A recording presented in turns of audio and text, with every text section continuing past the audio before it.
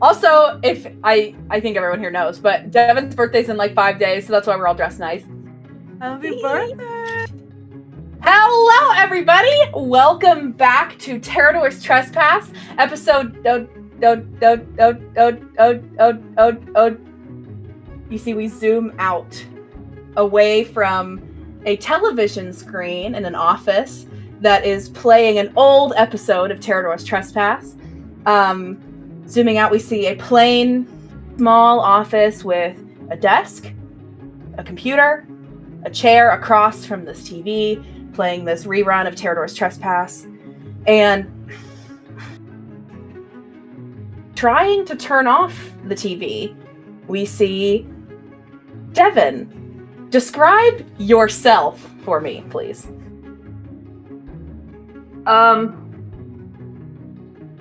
Hi, my name is Devon. I have hair up to here, brown, dress. Yeah, absolutely. I'm a girl. You try to turn off the TV. And we all hear sort of a narrator's voice setting the scene for us. It says, "This is the story of Devon. Devon is an employee at Whispers of the Dice, a world-renowned TTRPG actual play show. Her job, which she does every day, is to scroll through the Whispers of the Dice hashtag on Twitter and choose to retweet, like, or report every single tweet. Devon loves this job because it is stimulating and full of creative expression. It is up to Devon, only Devon, if every piece of fan art, fanfic, headcanon, question, or opinion will be acknowledged, praised, or punished. Some mornings, when Devon clocked in and took her company-sanctioned iPhone 6 back to her cubicle, she would giggle to herself giddily at the possibility that her day contained. Today was no different. However, sitting at her desk this Thursday morning, she clocks in at 8 a.m. sharp, slides her punch card into the sleeve, then sits down at her desk, and almost an hour passes by, 9 a.m., and no new tweets come in through the Whispers of the Dice hashtag. There was nothing to do. They had an in-house tweeter, someone who made fake accounts and tweeted from them in case the fans weren't tweeting enough, and no one had showed up at her cubicle to give instructions, to call a meeting, or to even say hello. Something must be wrong.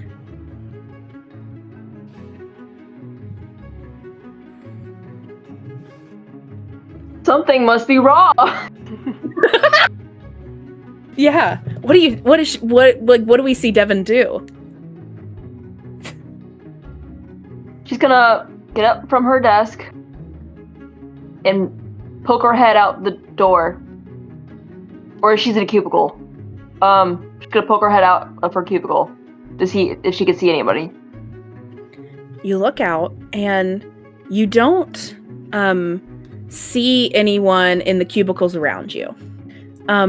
You know that one direction would be like where the meeting room, the break room, like most of the other things in the office are. But you don't see anybody in the cubicles around you. I'm gonna leave the cubicle. I'm gonna walk towards the meeting room. Maybe there's a meeting and I missed it. I missed the memo. How could you be so silly? Of course, there must be a meeting that you have missed. What are you guys doing in the chat? One Direction? What? What's happening? Everybody wanna see on my Devon looking around. We said, Devon, you look out and you see One Direction. Shut the fuck Shut up. Anyway, You're insecure. You're insecure. Devon. Devon. Harry Styles. You've been sold Devon. to One Direction. Devon, you've been sold to One Direction. No, I'm just kidding. You look down the cubicle, start to walk down. Is this what Devon's wearing to the office today? Of course. Yes, So she wears every day. Obviously. She walks down hallway towards the meeting room. You look in through it's like glass walls and a glass door that like it does nothing. Like, why have a door on a glass meeting room? You know what I mean? But anyway, you open the door to the meeting room. Even though you can see that there's no one in the meeting room from the hallway, you still open the door just to be sure. And there's no one in the meeting room. Devon wondered where her coworkers went. Where are my coworkers? This is so weird. The office environment at Whispers of the Dice was that of a family. So seeing the office so devoid of life was unnerving. She looks at the whiteboard behind the table that says, "To do. Synergize key deliverables." And her heart swells with determination at remembering the company's core values. Devon, however, was scared, having left her work post without permission. From the meeting room, one direction is the break room. The other is her boss's office. Devon considered where to go.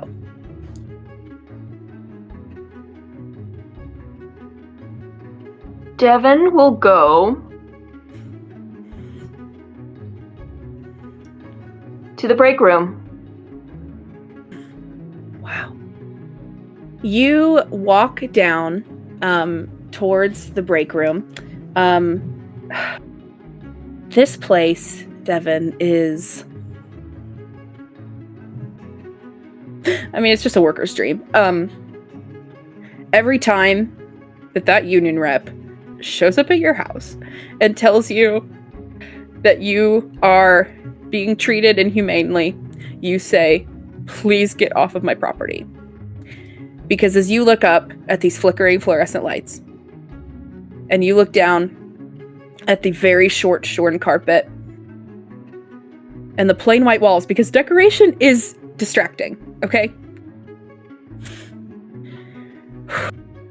Sorry, you get a little emotional.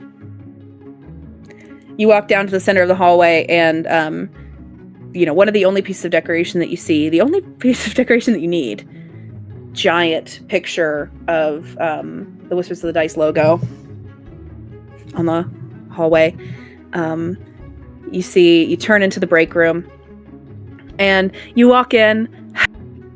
It's nice, it's nice that Joe and Jesse would give you something like this, a place for community, a place for family to be together, a place to gather. It has a table that was donated by a local church in the center of the room, and it has 6 mix-matched chairs all around, which is less than the number of employees that would be in the break room at the same time. But standing it's good for the work production amount. There's a fridge that doesn't quite keep everything cold. It just kind of reminds you to be grateful for lukewarm things. Counters where sometimes people will bring in, a box of old granola bars that they aren't eating at home. Around the room, there's framed photo canvases of screenshots of different campaigns, just of people's faces in really unflattering sort of screenshots. And you're looking around, and you're so busy admiring all of this that it's only when you look kind of down towards your feet to take another step forward that you see Joe's dead body on the floor of the break room.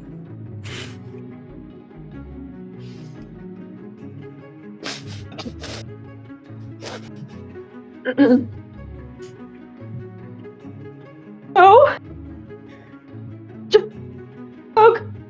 Joe? I'm gonna get on my knees and start shaking her. Joe, wake up! Joe, you didn't eat the lukewarm slaw from the fridge again.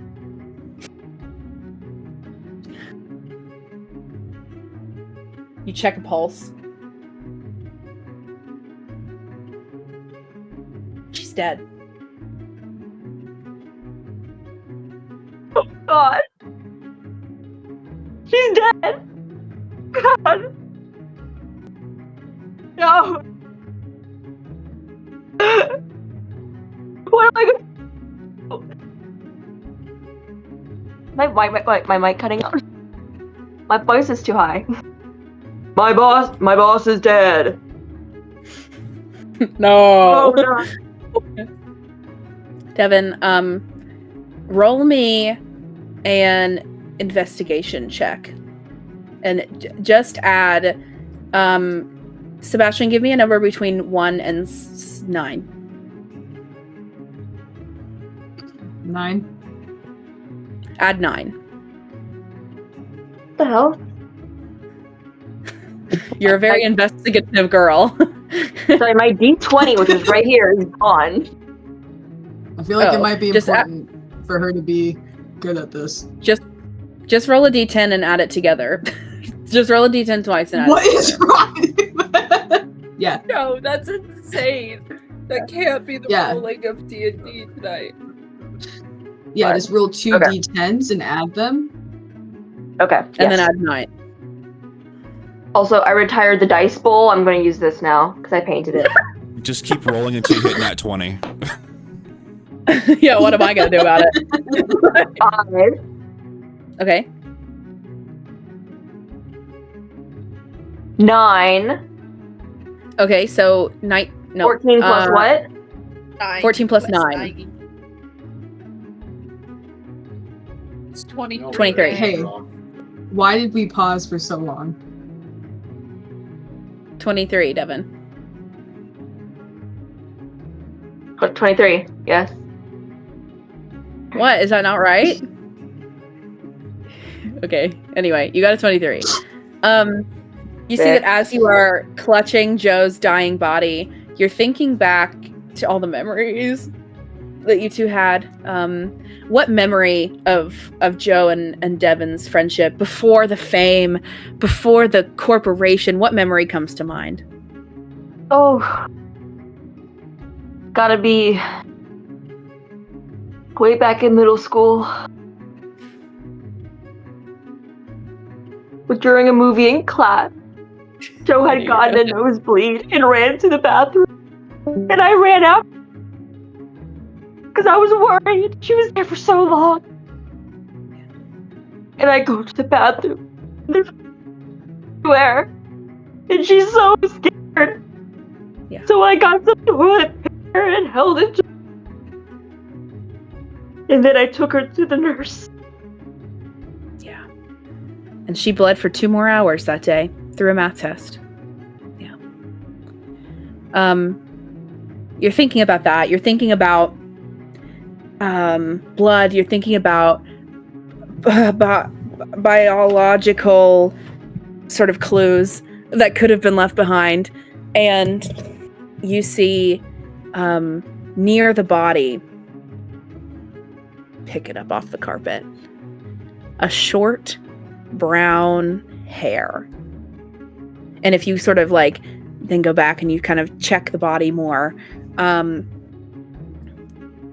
you can see just some crumbs on her mouth. And you kind of look around the room, back at that counter, and it's not just stale granola bars today.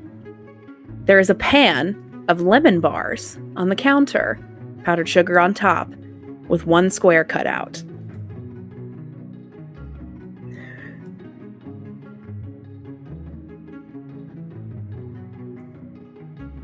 Okay. Would you also roll a history check for me? Megan, give me a number between 1 and 9. 9? Okay, roll a d20 and then add 9. Or roll 2 d10s and add them together and then add 9.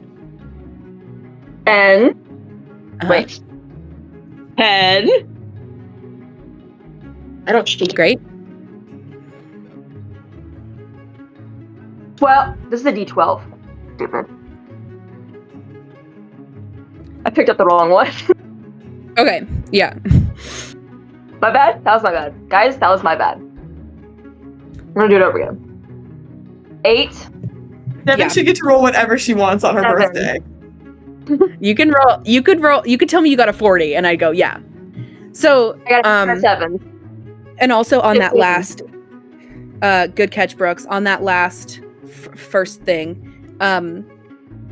first check that you made, you see that Joe is wearing a watch, and it's cracked, broken, and the hands have stopped at a particular time, and you can see that it is stopped at 7:55 a.m. a little over an hour ago. God. Okay. 15 plus 9. Yeah. On that, so much. Yeah. A 24. million. Right? On that history check, you think back to, God, what was happening in the office today? What could have been happening?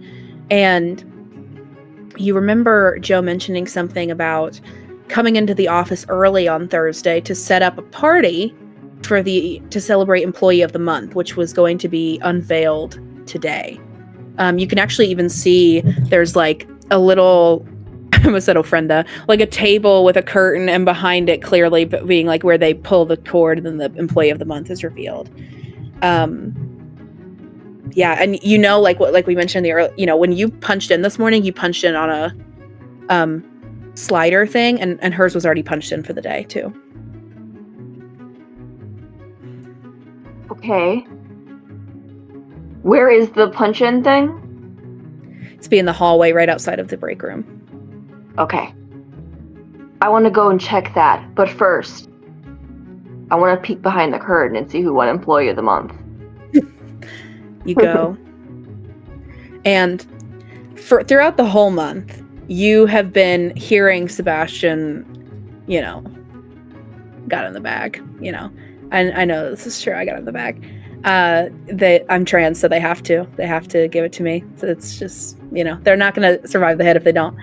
And you peek the curtain back, and you see that the Employee of the Month was Joe.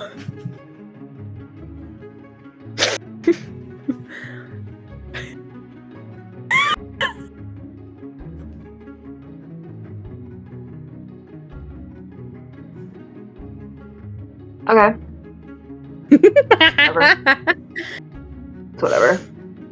I think I know the motive behind the murder, and I can't fault anybody, so I guess I'll pass and go home. Okay, I want to go out the hallway to the clock-in. Yeah. You go out, and you're just checking to see like who's clocked in before you, kind of thing. Okay. Mm-hmm. Let me. Jesse said a traditional clock-in machine and a traditional wristwatch in the year 2040. Budget cuts. Okay, let's see. So I will try to do them in order. Hang on.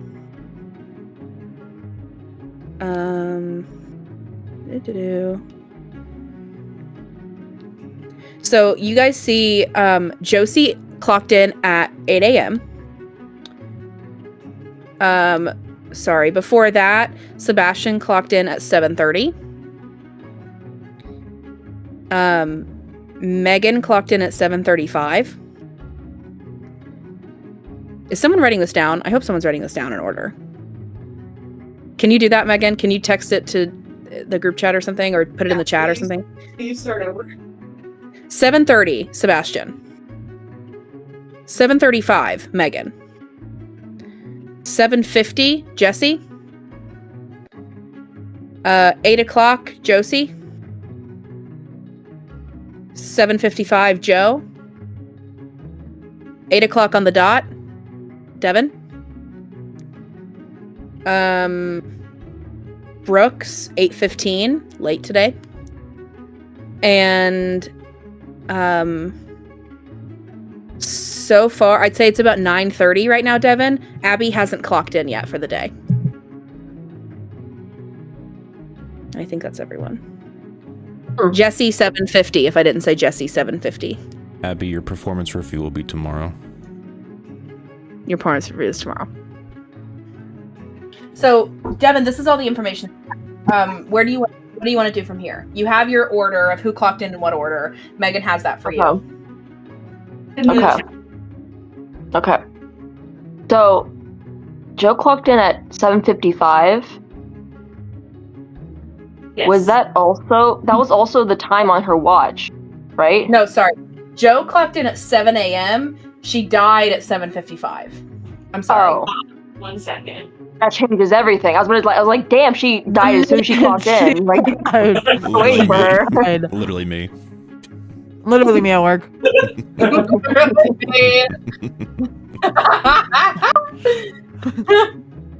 Okay.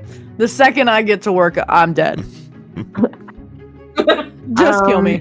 Retweet. That's how it feels sometimes. It's preferable. It's preferable. Okay. I guess I'm going to go to the boss office to see if Jesse's there. Yeah. You head down another wing of the office building, and you see that suddenly, this office building becomes much more grandeur, much more elegant. The floors turn into polished wood, mahogany. The ceilings get taller. There's these giant, rolling elephant doors that you have to... And you walk into this large, grandiose waiting area outside of Jesse's office. And it's Jesse and Joe's shared office, of course. They don't have their own offices. They have bunk desks. And, they take turns being on bottom. Anyway,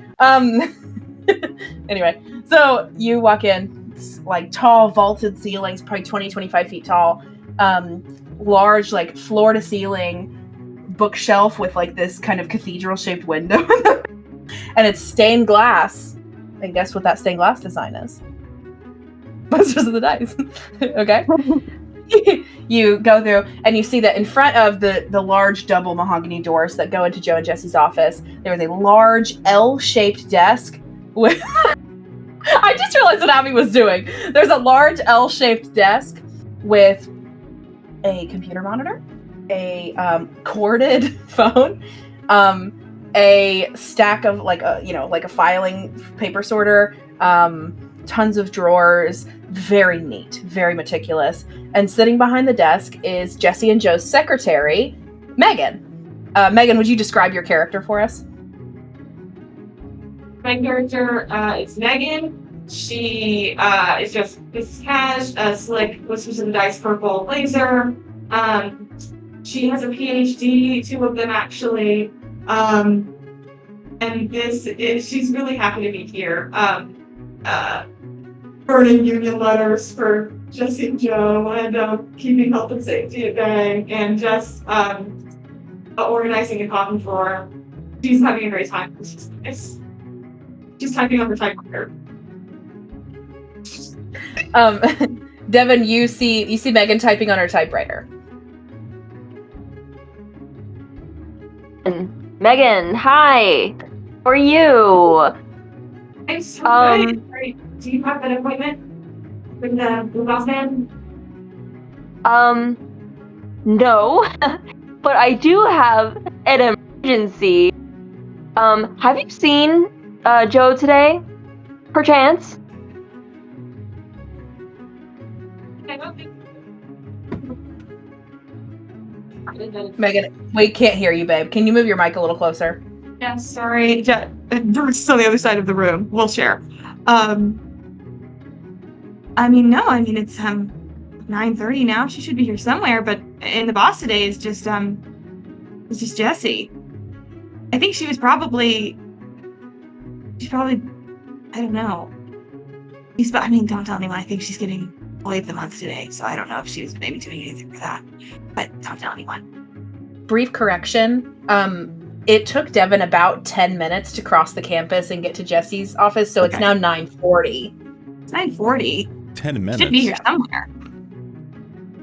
This place is huge.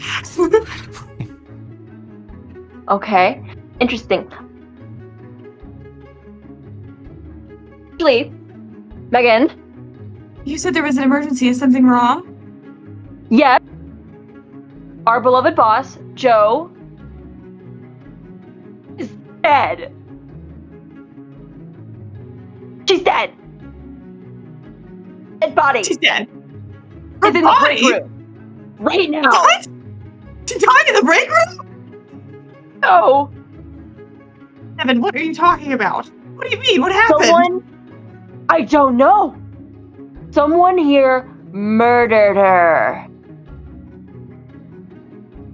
And we have to figure out who did it. Inform Jesse. I think he's in a very important meeting, but this is more important. Wait. Is Jesse in the office right now?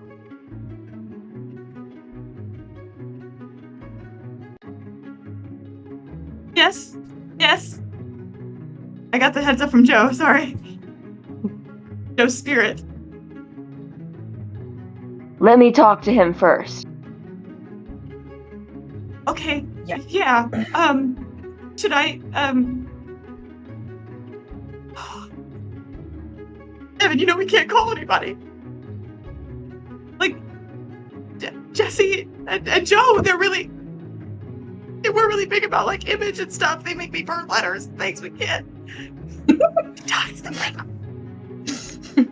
I haven't called the police. I probably should, Okay, but this is far more important. Do I need to spread the word, Devon? Is it a secret? Do I need to tell people in the building? Do I need to tell, like, I need to go find Brooks and Sebastian? They might run if they did it. Don't tell anyone, but if you call them all here to this room right now, it'd make my life so much easier. No! You have to see every part of the building, you dummy. Everyone is going to be in their own corners of the map that you have to unlock as you wander around. Okay, I'm just gonna wait for you. I'll be here. Oh, cool. Megan, your phone rings, and when you, like, your personal cell phone, and when you turn it over, Devon, you catch, like, a quick glimpse of it says like hubby, heart emoji, heart emoji, heart emoji. And Devon, she is not supposed, her ringer's supposed to be off. She's not supposed to have personal phone calls during the day. Megan, Yeah. is that your ringer was on? Oh, I'm sorry. Don't. Not important right now. I mean, there's more pressing matters, but we're at work. I You know that's not allowed.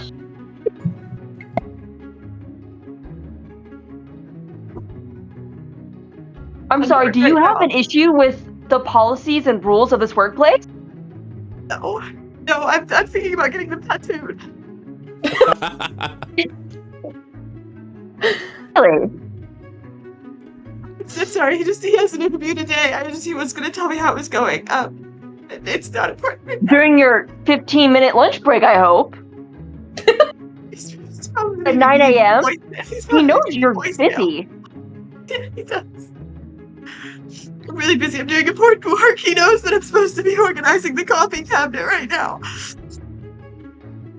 Megan, if Devon kind of, like, as she's leaning over to yell at you, if she glanced down at the paper that you're typewriting on, what does she see typed? She's copying over the next script for our scripted Whispers of the Dice campaign. It's the new Terranor scripts. I'm composing them from Joe and Jesse's notes. Awesome. Yeah, Devon, that's kind of what you get. What do you want to do? You know, obviously Jessie, She says he's in a meeting, but he is in his office. Or you would know, I mean, in terms of other unlockable areas of the map, there's a sales and finance wing. You know that Brooks is probably around here somewhere. And I mean, like, you could go to like HR, to like the basement where graphic design is. Okay.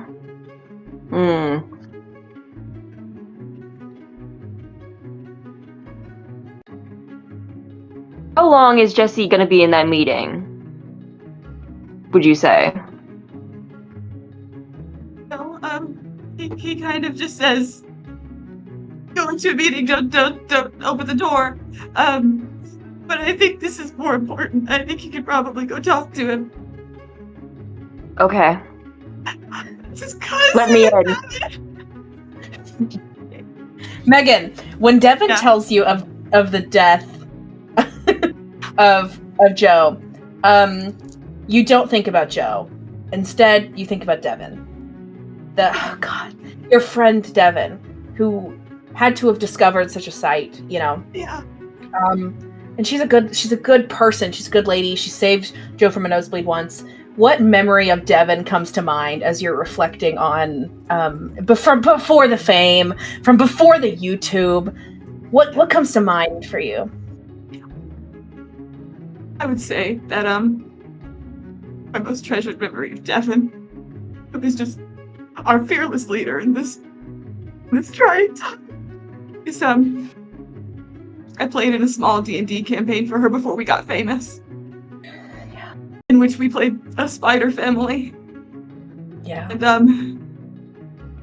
I played her mother-in-law, no, her brother's mother-in-law, but she played a sort of sisterly aunt figure, and I really treasure sibling relationships in media.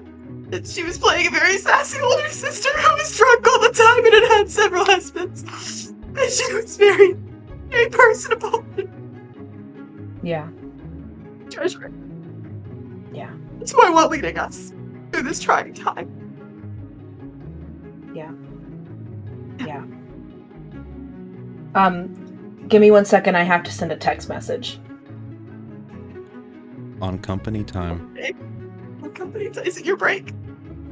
This is why you got killed. You better be using your minutes. Did you clock out first? Hold on.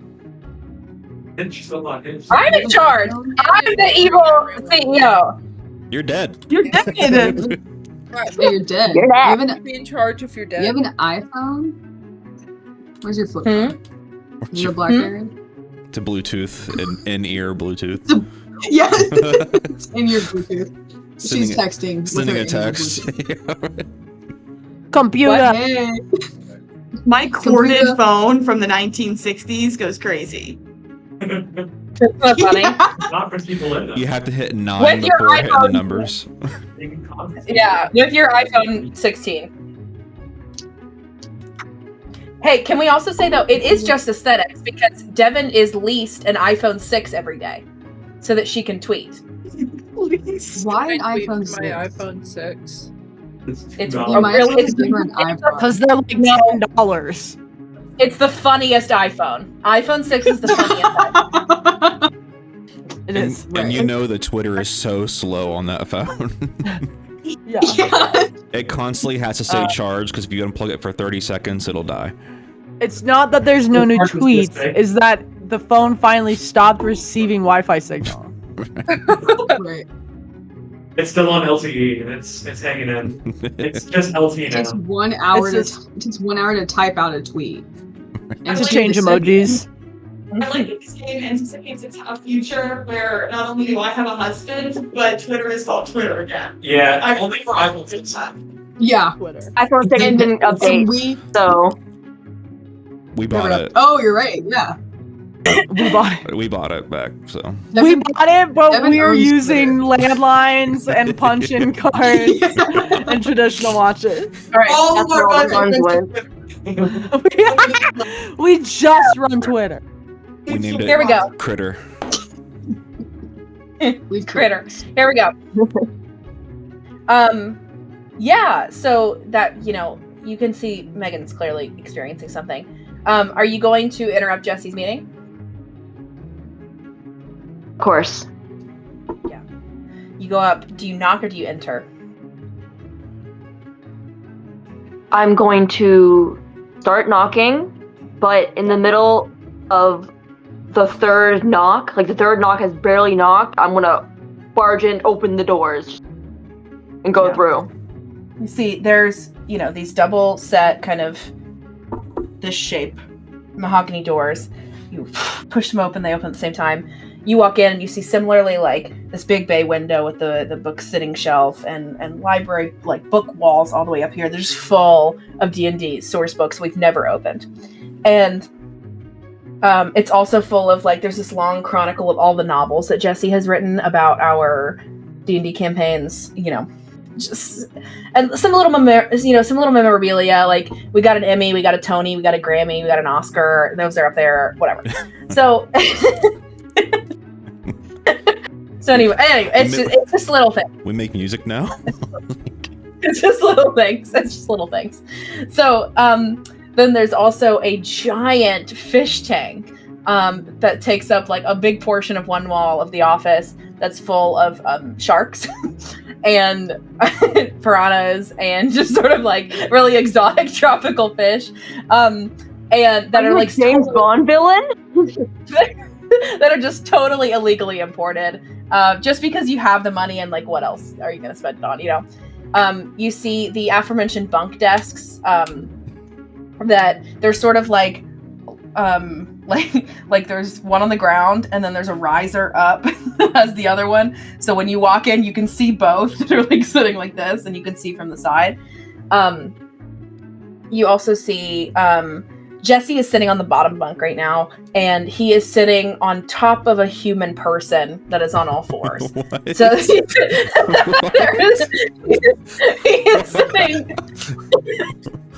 is sitting on. Why? He's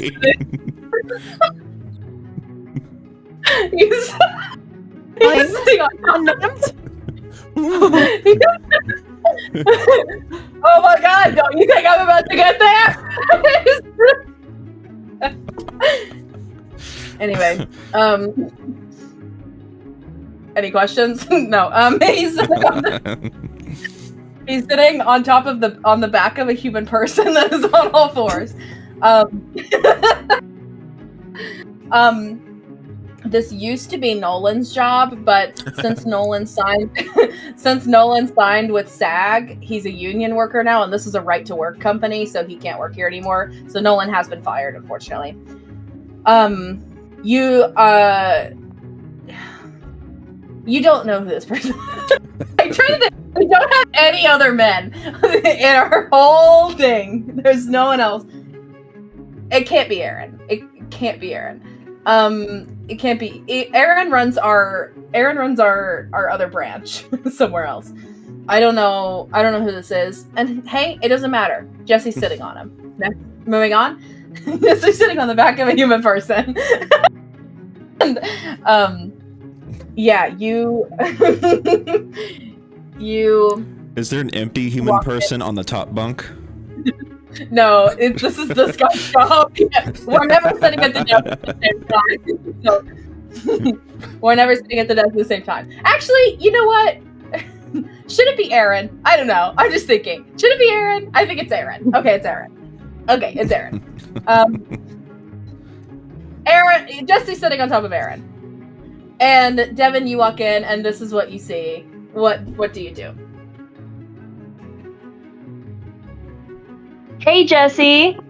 Sorry, you're probably in an important meeting, but this is just so important. I just way more important than your meeting. So like, you should get off your meeting. Jesse's on a Zoom call that he's running on Windows 1. Okay. Sure. Yeah. Give me 1 second.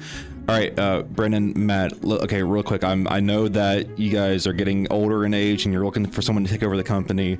But like, really, when we think of like the Critical Role fan base, it's interesting. But we'll put a pin in that and we'll just come back to it. I'll see you guys.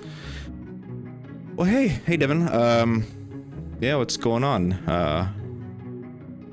can't believe Devon has enough power to just Jesse will just willingly, without hesitation, get off of Zoom call with them. That's crazy. Wow, made me feel good. We're Okay. We're family here. Family. Jesse, good morning. I'm gonna like look over to the human man that is under Jesse. Good morning, Aaron. I heard you were a little demoted from your other branch. How are you liking your new position under Jesse? I mean, it was great before sort of handling the side content and secondary projects, but they didn't really perform as well and weren't as consistent. So I'm happy to be part of the family. I'm sure. Glad to still have you here. Yeah. Hey, thanks for talking to me. I really appreciate that. Yeah. I'm not allowed to speak unless spoken to. I would talk to you more, but I just feel like it's kind of awkward. Yeah, but Joe doesn't talk to me, and so. Really? I mean, she yells at me, but. She yells at you. Oh, what does she yell at you about? I don't have any back support, and I say, Joe, I can't bend like that. So Joe does sit on you sometimes, not her super plush beanbag. No, she's like really concerned. She's really concerned about Jesse's health, so it's really sweet. I see. Yeah. Well, I guess nothing you can do but to just train, do your hardest, and be a better support. I just gotta earn the trust back, yeah. For sure. Part of the family. Sure. Good talking to you, Aaron. Good Jesse. talking. Love you. Stay around as long as you want.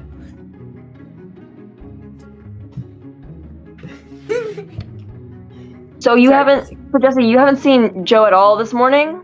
Like, you haven't heard from her? No messages? Nothing? No, she texted me this morning at like 5 asking if I wanted anything from Duncan. But other than that, not really. Did you want something from Duncan? Nah, I'm trying to watch the sugar, you know. Oh, I see. Okay, well, that was nice of her to offer. Appreciate the diet, man. Yeah. I get that now because I'm sitting on you.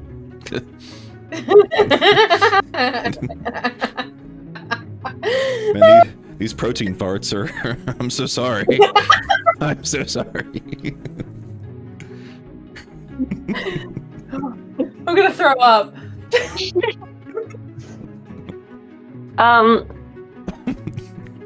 So it's almost as funny as the farts. But no, I haven't seen her. I appreciate that. No, really. Okay. Were you at all like? Do you think maybe she's like slacking off or something? Like, I feel like lately she's been like. I feel like I've seen her take like personal phone calls during work hours lately, and like I don't know if that's been approved by you since you're co-bosses, So I don't know. How do you feel about her performance lately? I mean, and this is between us. I'm kind of scared of Joe. I just let her do whatever she wants. She's the one that really enforces the cell phone rule. But no, I mean, as far normally she's on top of things. Really, she's like always she's my reminder app. If I were to ever use my reminders app, but she keeps sending me things like, "Hey, remember to do this, remember to do that," she's been great. She's great. Yeah. All right, so like nothing's been. Does anything seem out of the ordinary with her lately, or I don't know. What do you think? No, I'm saying I besides just not hearing from her from this morning, I figured she's just making her rounds, making sure everyone else is doing their job, doing up to par, and all the things like that. But she hasn't really reported to Mike. Other than that, I think she's been holding her own. Yeah. She's really good. She's really, really good at holding her own.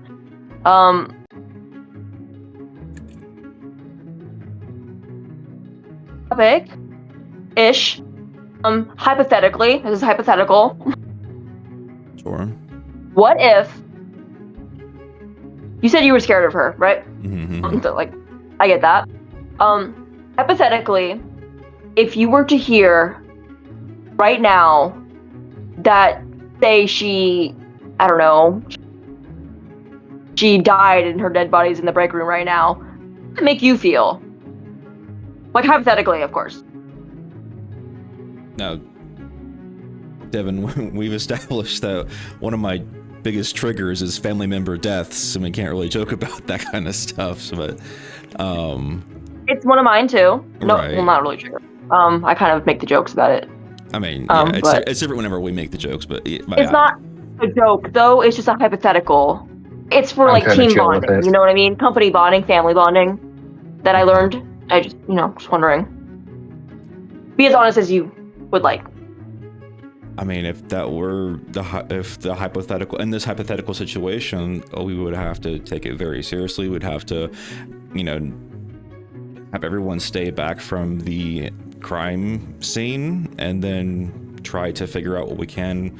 We can't call any cops or anything like that until we figure out all the information. We probably have to lock all the doors, make sure that no one leaves, because who knows, it could be any one of us if that were the case. But it's an awful weird question for a Thursday morning.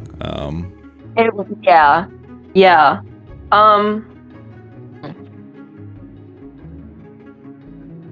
So did you just interrupt my meeting with Brennan and Matt to talk hypotheticals and talk to Aaron, or? No, it really was an emergency. Fuck it. If the hypothetical wasn't a hypothetical, Jo is dead right now, and her dead body is laying in the break room right now, and I'm trying to figure out who killed her. Dead ass. What? Jo. Yeah. Is dead. Her dead body is in the break room right now. I found it there like 10-15 minutes ago, and I ran all the way here to tell you, because you're the boss man. So all that protocol stuff you said you wanted to do that. Lock everything up. Let's find who killed her. Is this part of a trauma bonding thing? I know we were trying to get closer, but... Aaron, I'm sorry, I wasn't spoken to. I'm sorry.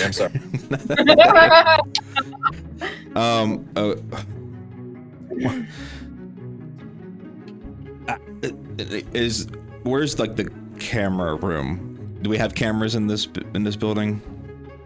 Fuck no. Okay, well, I run to the break room then. Just to...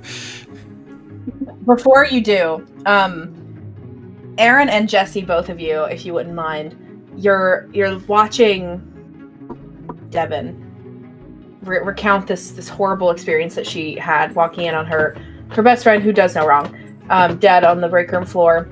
But you don't think about Jo. You think about Devon and the wonderful person that she is, and just it's awful that she would have to go through something like that. In whichever order.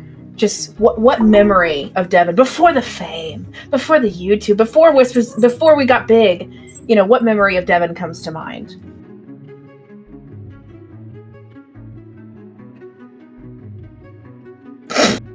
I'm asking the two men who only met her for Whispers of the Dice. I think for me,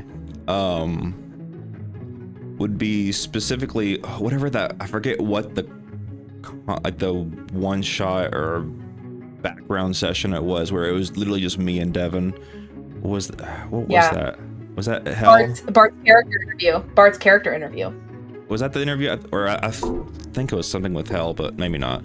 I don't know, that specific session, because like when you're in the group, when you're playing D&D with everybody, it's kind of hard to, have one-on-one time with each and every person and like get to know them as a person, as a player. And just that session alone really was special, just because like I got to see not only Bart play some scenes and things like that, but I got to see Devon, but with no other distractions, just Devon. It was very special. Aw. I would love to say that it was getting to play Bartolomeo's biggest fan, but you said before we got big, so you know, before we went fully global, we were doing the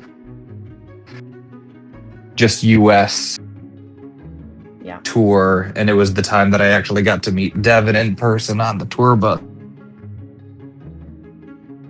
Aaron, First time. we're saying real things that happened. And I got to be Devon's biggest fan. That really happened. No. What do you mean? Aaron, You I thought you were No. Let him have. Yeah, I know. I said a real thing and a fake thing. Take your pick. Okay, fine. I said one real and one fake. Take your pick. Both of you think of this moment as you watch Devon do this, and Jesse, you stand up, you push past Devon, and you start towards the break room. Devon, do you follow Jesse to the break room, or do you move on? Megan, you also see Jesse brisk past, but before we do that. Hello, Jesse. Okay. Megan, do you follow Jesse? Can't hear you, babe. I follow Devon. She's my fearless lead. Okay. So Devon and Jesse are headed towards the break room. Megan's trailing along behind them. There's papers flying behind Megan, clipboard. Jesse is walking like that. And Aaron, are you going with them? I wasn't told I could leave my post. Yeah, that's kind of what I'm thinking too. So you guys go, and Devon, you lead the way. We get back at the break room, and it's like I told Devon earlier. Okay, I grab cell phone, call Brooks. Personal calls? Yikes. Okay, well, someone's dead. You didn't clock out. Joe's dead body I said that. run this business, okay? We leave you all there, and then we move to the opposite side of the building, where before the phone rings, Brooks has his phone in like one of those snap like belt phone holders that people leave their Blackberries in. We see Brooks wearing a janitor's jumpsuit. He's wearing big headphones and is drumming along a line of trash cans, going just jamming out to whatever music's in his headphones, doing like a little kick flip and a little spin. He's like spraying a window and then like What song are you listening to? What song are you listening to? Bye, Aaron. I am listening to one of our new songs. We're hoping to get our second Grammy. I'm doing this covertly. I'm not supposed to be really thinking heavily, but I want to see what the Bartolomeo mix. We've done a couple of these remixes of Bart's classic hits. Just what that's gonna sound like before the people get their hands on it. So I got my hands on it. Don't tell anyone, and I'm writing some reviews on the down low. But again, please don't tell anybody. Brooks, tell me what your sort of mentality, like mental state looks like, where Brooks actually used to be our tweet writer. He used to be the person who wrote fake tweets from bot accounts for the Whispers of the Dice hashtag. And he was recently demoted down to janitor. Brooks, talk to us about your mental state here while you're cleaning. Yeah. No, I'm just I'm trying to stay positive. You know, it's have talked to some other people in my state. I don't talk to anyone above me anymore. I don't really look at anybody above me anymore because I feel like I was part and family. And I got sent to the kids' table. You know? That's a little hurtful because I know there's chairs open at the adult table, but I'm just trying to earn trust back, is what I've been told. I have this mindset of, yes, you want to get back up there, but you have to be the best down here. proof. You know, I even my directives changed, my company directives, and to prove my devotion to the company, I got them tattooed. It was a self job. It's kind of hard. It's bad, but you know that's my mindset. I'm telling myself I'm happy to be here, and I'm happy to be here, but like not. Yeah, that's me. And with the company's very strict no visible tattoo policy, like how are you kind of rectifying that with when you sort of reach for something, your sleeve on the janitor jumpsuit rides up and you can see just that last question mark? Yeah, no, I always pretend to have a chemical burn, and so there's always a rag wrapped around when I'm at work underneath. And it doesn't really set off any alarm bells because most janitors here do constantly have chemical burns. Sure. Yeah. And talk about, like, I mean, you are head of custodial staff, so you know you take your accolades where you can get it. I do. Can you talk at all about the incident that led to your demotion? Yeah. So these directives are actually pretty close to the directives that I had, where you just added unless thought about. So if Joe didn't think about me, I wasn't supposed to be thinking, and I brought in one day a tweet that I had pre-drafted in my off time, which is only on Sundays because we work Saturdays and have 50-hour plus weeks. So I drafted one, and she noticed that after I clocked in, about 5 minutes after I had pushed a tweet, I was just immaculate, and she said, "There's no way you did this in 5 minutes." And she caught me lacking, really, and sent me down. She sent me slacking. It's sad, but yeah, that's why I don't look at people in the eyes anymore when I'm out of the closet. It's just look down. You know, that's where the stains are anyway in the carpet. So, I'm sorry. Yeah. No, hey, it's great. So, but anyway, you're right. And your song, Bart's song, is interrupted. You know when like it gets quieter, just the most annoying way, because then you have a phone call coming in. You pop your personal cell phone out and you see that Jesse is calling you. Hey, boss man, listen, I'm only answering this because I have my phone on Do Not Disturb, and your contact goes through that because you're my emergency contact. Go for Brooks. What's up? Brooks, don't worry about it. Listen, I need you to. Okay, listen. We have a code Lorik. I need you to go and lock all the doors. Do not make sure that no one leaves. Okay. And okay, yeah. So I'm assuming that'll take a good bit. So code stat again. Yeah. Code Lorik. Lock all the doors. Code Lorik. Make sure no one leaves. Got it? Okay. Yeah. How's Devon? It wasn't Devon, right? She's good? No. Yeah? Whenever you're done, we'll talk. No, she's not good. No, she's fine. She's fine. Okay, then I can lock the doors then. I need you to focus on that, and then we'll circle back. I got you. Thank you so much. Brooks, when I asked you to say what got you demoted, I thought you were gonna say Lorik dying got you demoted, but this is funnier. So Brooks, you go around, you start to lock everything. Anything else that the three of you are all standing here with the dead body in the room? Kind of say, Devon, you know that, like, in terms of other people in the building that might know anything, there's the financial office where Sebastian is. There's you could go talk to Brooks in person. There's also Abby down in the basement, or there's Josie in HR. Why am I the only one cracking up going back and forth? He's locking the doors.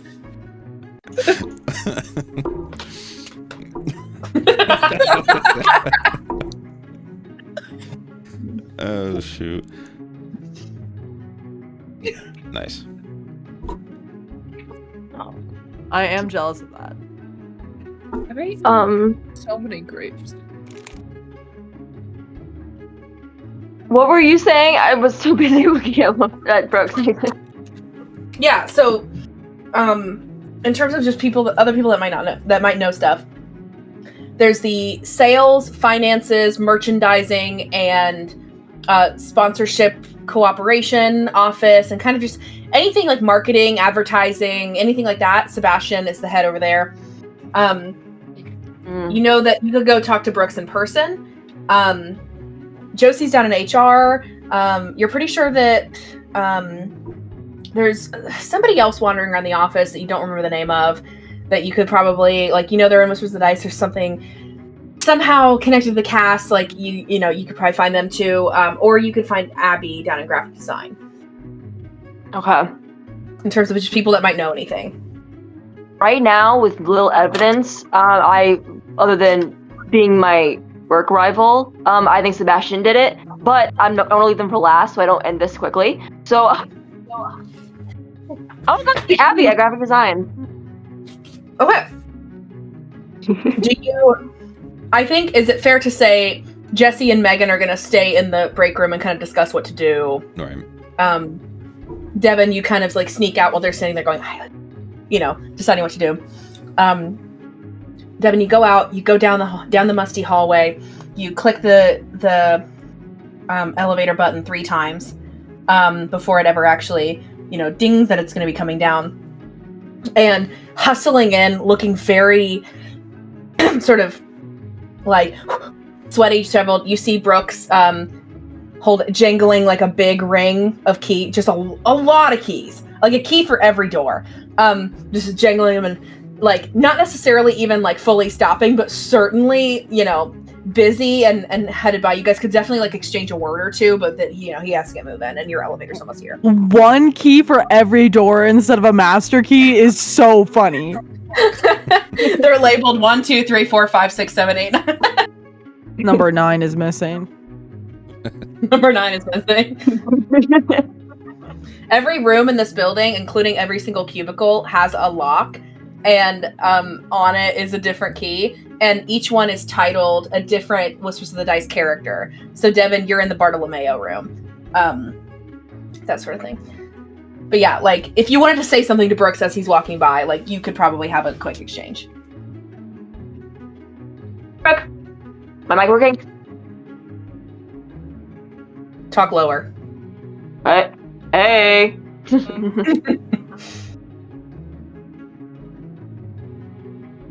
You can look at me. It's okay. It's okay. Come on, you can do it. Look at me. Look up. It's good to see you again. It's not good to be seen by you, but it's really good to see you. Hi. It's so great to see you, too. You guys used to work so closely together. Brooks wrote the tweets. You would like, favorite, retweet, or report them. I mean, yeah, you guys used to like be in adjoining cubicles. Long time no see. Yeah, I really miss liking your tweets. Yeah. Hopefully you'll get back up there someday. Just trying to earn trust. I'm getting back. Trying to earn trust? Yeah. Yeah. Did you hear about what happened? About what? There's an emergency, a little one that doesn't require outside intervention. Actually requires inside handling carefully. But yeah, a little oopsie. We can't leave. Did you hear about that? Or are you good? Yeah. I'm the one who reported it, actually.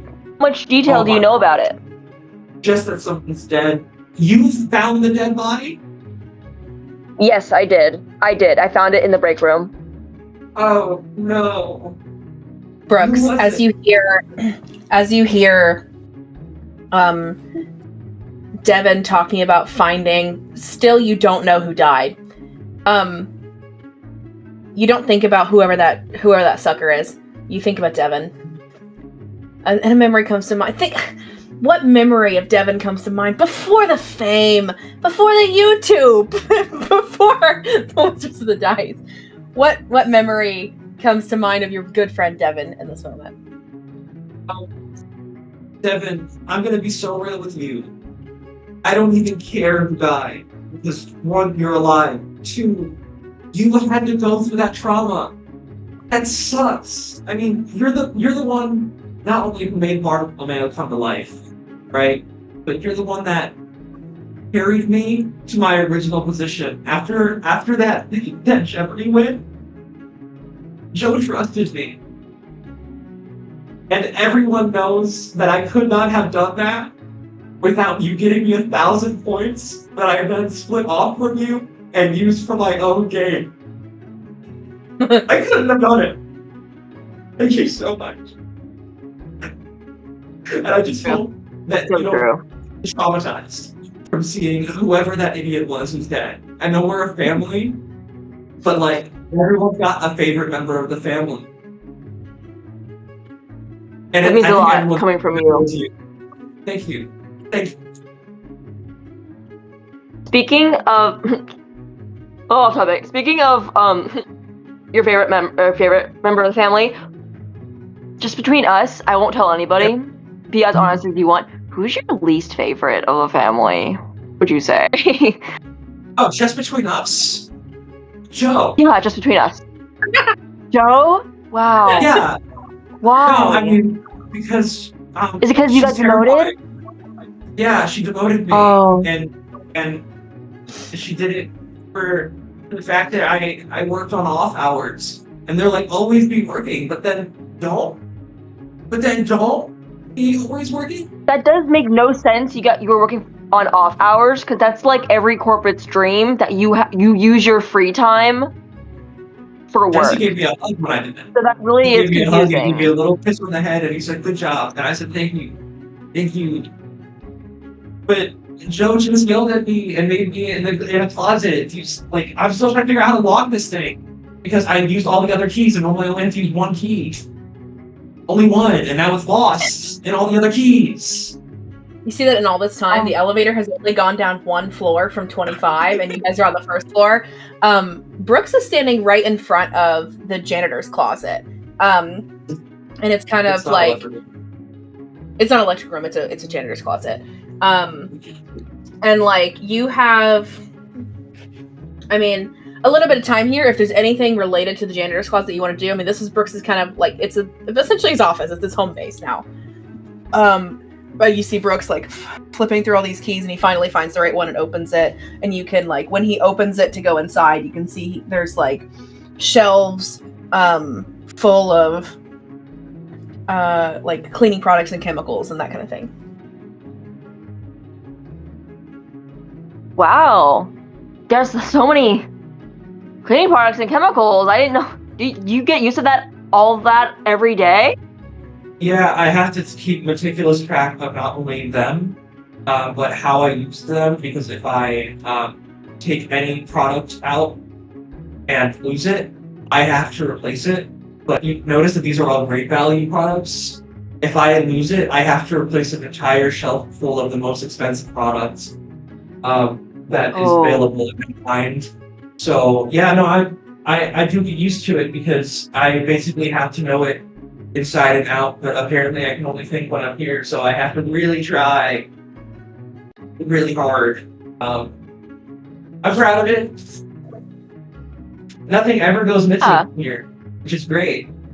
Really? Because if it did, everything's here right now? Yeah, no, it's all always here forever. Like, I don't even have to worry about it, because if it went away, then I would have to mortgage my house again. And I've been told by my therapist that I can't think about that anymore, and also I can't afford her anymore, so she's gone. Yeah, they're all here. Brooks! Have you ever, like, thought about, like, I don't know, like, taking one of them home for, like, a night or something? Like, Brooks! just for fun? Yes. Code Lorik, go! Oh shoot, I'm so sorry, I have to log this again, because when I leave, you know, people... bad on it. Yeah. I've got to go. I'm so sorry. She's dead, and there's probably one. So you see Brooks leaves. Jesse had just like ducked out to go, bro, and kind of ducks back in, and you see he shuts the glass door to the break room. It doesn't matter. Like you can still see Megan and Jesse in there arguing, but the elevator is one floor lower. And Devon, give me an investigation check with a +9.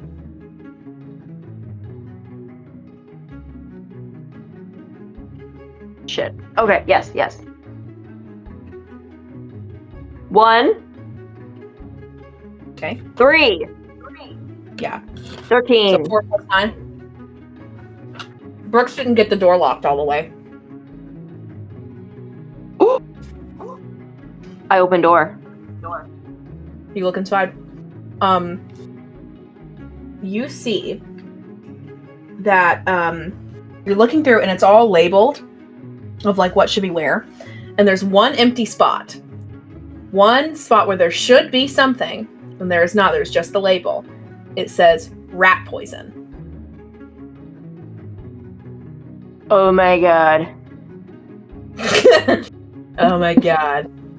Oh my god. Joe's a rat. Oh. Okay. Ding! Your elevator is here. It went down 2 floors and then it dropped the rest of them. And now it's on the ground floor. The door's open. And you step into the elevator. Do you hit basement to go down and see Abby and graphic design? Yes. Awesome. I would also like to...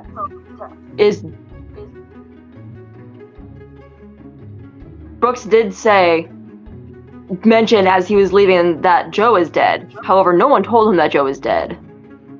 He only knows that somebody died. But at that last second, he's like, Joe's dead, the blood everywhere. Does Devon get a light bulb or no? Do I have to roll for that? I don't know. Very astute observation. Give me just a straight intelligence roll. D20. MJ, give me a number between 1 and 9. 9. Great. Add 9 to it. This is my favorite 3. joke. 3. 3 and 0. Well, that'd be 10, babe. So 13 plus another 9.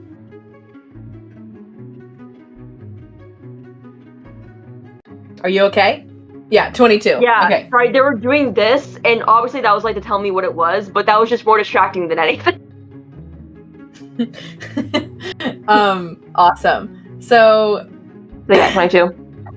Devon should get a 23 on everything. Awesome. So, you notice Brooks said that Joe was dead. Though, to your knowledge, no one told him who died, and he was acting like he didn't know who died when you guys were talking. You figure that, well, Brooks is your best friend. This, obviously him being a suspect would be ridiculous. But, he is one of the few radio holders in the building, one of the few people that has a walkie-talkie.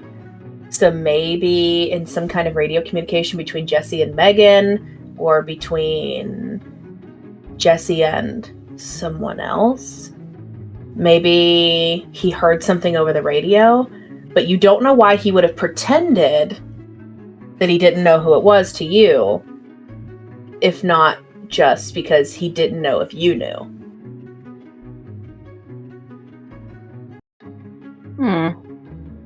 Something to think about.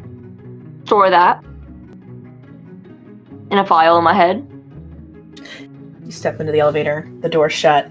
You go down to B4, the 4th level below the ground.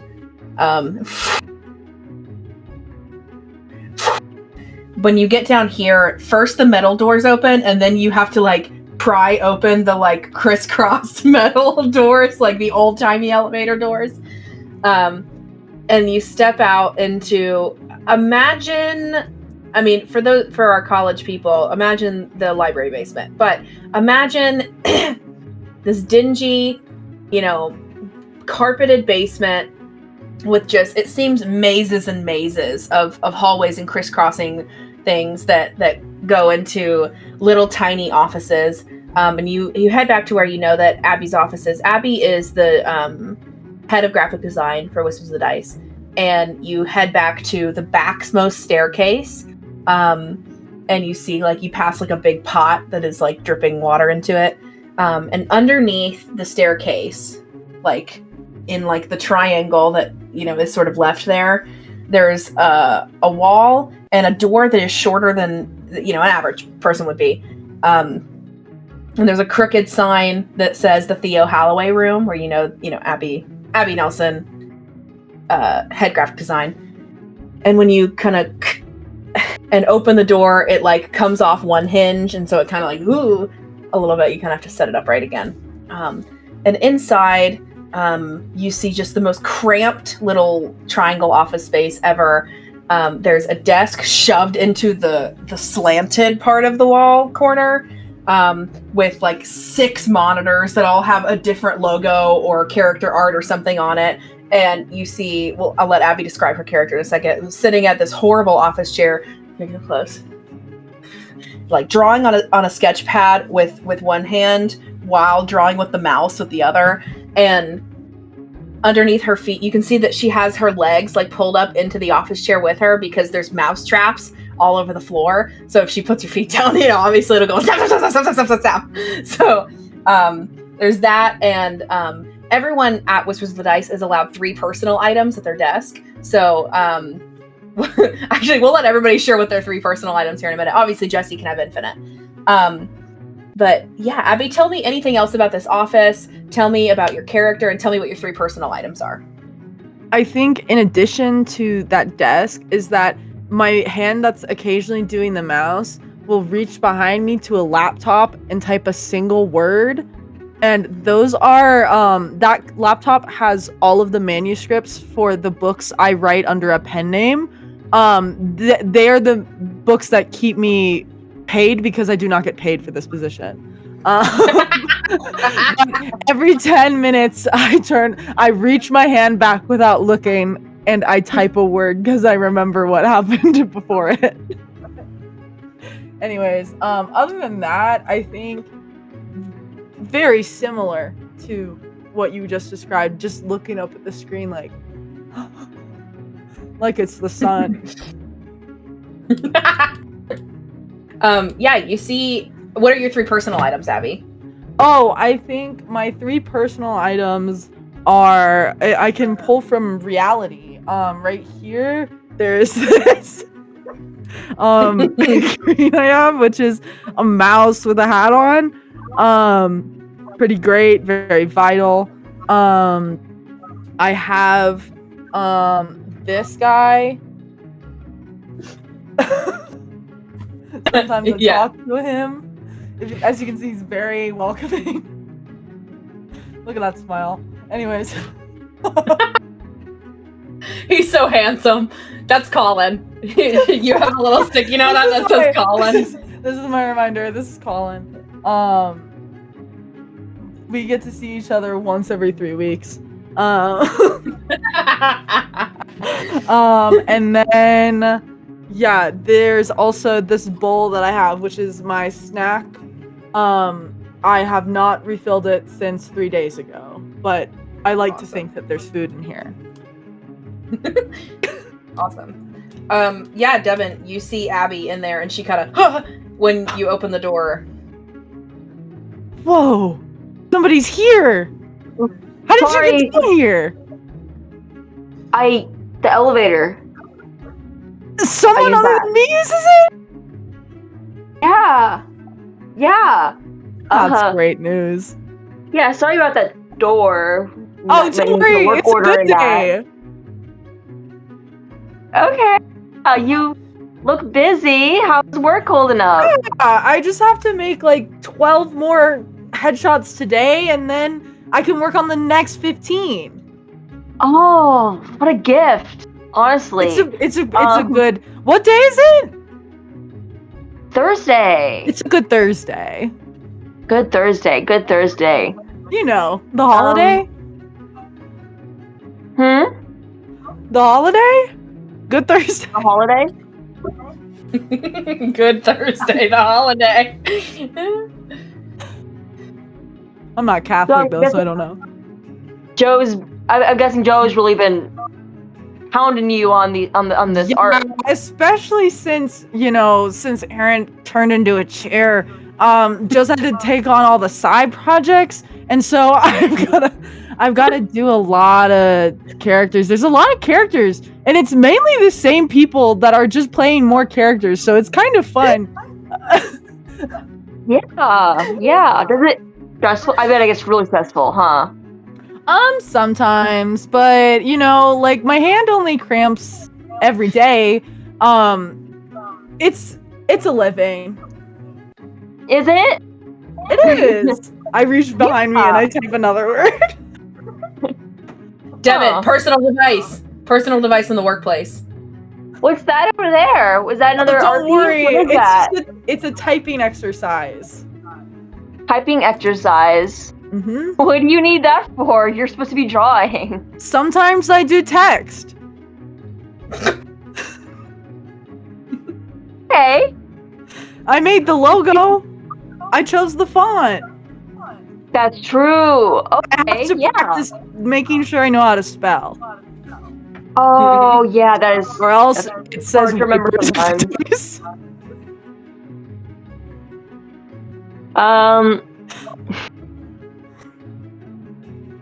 So, what have you? Okay.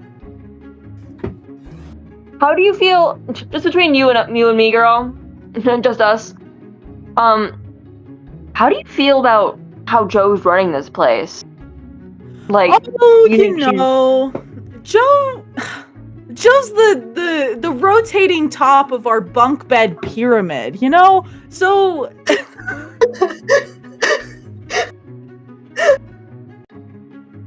oh man. Okay. Abby stops to laugh maniacally in the middle of that. Oh man, guys, I'm so tired. It's working. Keep going.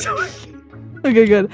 I trust her implicitly, but I have been telling her that I think I might be getting scurvy being down here. There isn't a window. There used to be one, but that's why things happened, and now there's a leaking bucket. There's a hole in the ceiling. It's tough. Oh, yeah. Ugh. That's bad. Do you know what cure scurvy? Cure scurvy? Maybe some citrus? Some vitamin C? Going outside? The That's sun. amazing. The sun! Yeah. Do you ever leave here? Sometimes, but it's kind of like, today I actually had a dentist appointment, which is just like, fine, it's fine. That's why I didn't come in late. So I've got to stay late today. But typically, my commute is that I get here at 8 a.m. and then before that, I drive 4 hours to get here because I do live far away because the rent is too high in the city. So I get up at 1 a.m. and I leave. The highway's always packed, so it sucks. And then I get here. Yeah. And then I spend all day here, and then I leave at 10 p.m. and then I drive back and I sit down and then I get up and I drive home, which is here. So I basically live here. So you live 4 hours away.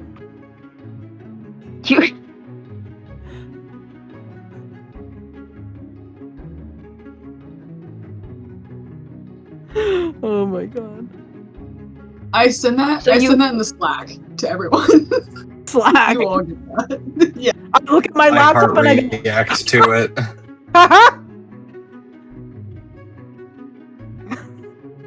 Devon, check the Slack. What's Slack? Heart react, great joke. Workplace messaging app. It's Discord, Okay, but sorry. for businesses. Discord, but for businesses. All right, Devon and Abby, continue. I'm sorry. You hear about Yeah. Abby's daily schedule. You can't help but feel like maybe Abby is a little bit lonely. But you also feel like maybe, I mean, you should be sussing out, like, you know, her potential involvement. You know, whatever. Yeah. Because, like, you live 4 hours away from here, so you get up at 1. But you leave here at 10 to go home. But if that's faster to get home. Today it doesn't make sense because I went to the dentist. I have to make up the time double. That's what Joe told me. But if that's true, you never go home because 3 hours in, you have an hour left to go home. But I turn around. 3 hours in, like 2 hours in, you have to turn right back around and. Exactly.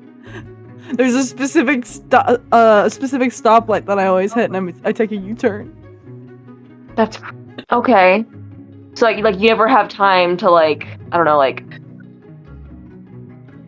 bake like lemon bars or whatever the fuck that was in the break room or whatever, you know, like. No, I have scurvy. That's true. You don't have interest at all. Wait, there's lemon bars in the break room? Not edible ones. What? Yeah, those are poisoned. Why would they do that? I don't know. This is a family. Yeah, I'm gonna tell you because I feel like you're good. I feel like you desperately need to leave this place. Joe's dead. What? She ate. I haven't. I can't confirm. I think maybe the lemon bars, whatever, were poisoned. And she ate them, and then she died in the break room, and her dead body's in the break room. They were poisoned. Why would she eat them? I don't know. What the hell? Maybe you should. Do you want to come see? I would love to. Anything to get you out of this room. Can I ask you a favor? Well, actually, first, friends do favors for each other, right? I think so. Are we friends, Devon? I just want to make sure. I'd like to think that we are. Absolutely. Devon, can we find lemon bars that aren't poisoned? Yes. Okay. I don't know how long that will be since we were kind of in emergency right now trying to figure out who killed Joe, and the lemon bars we do have are most likely poisoned. But I don't know when we'll get around to that, but we can surely do that after we figure this out. Yes.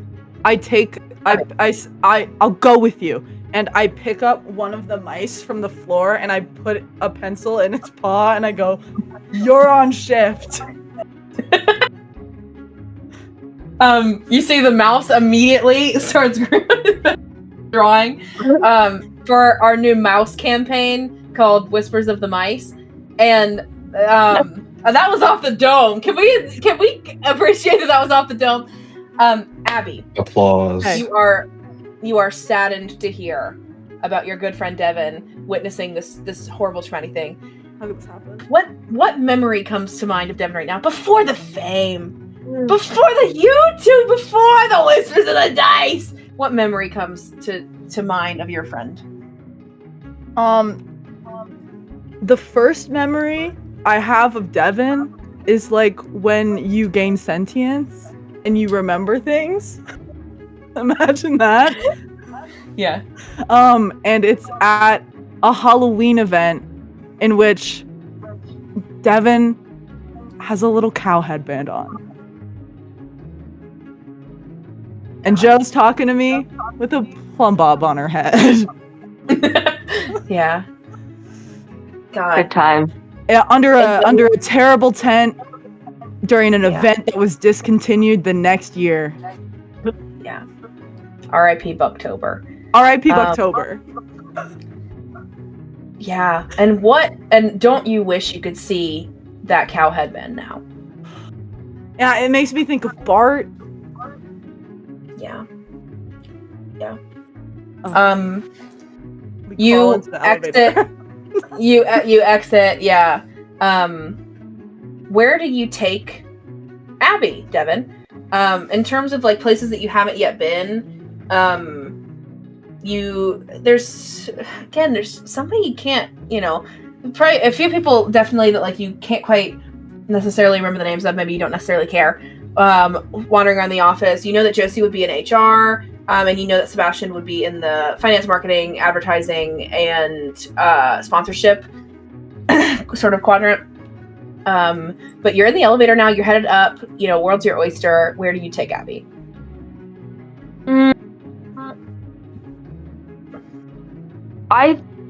Let's visit Josie in HR. See if there's any HR complaints that could be pertinent to the situation.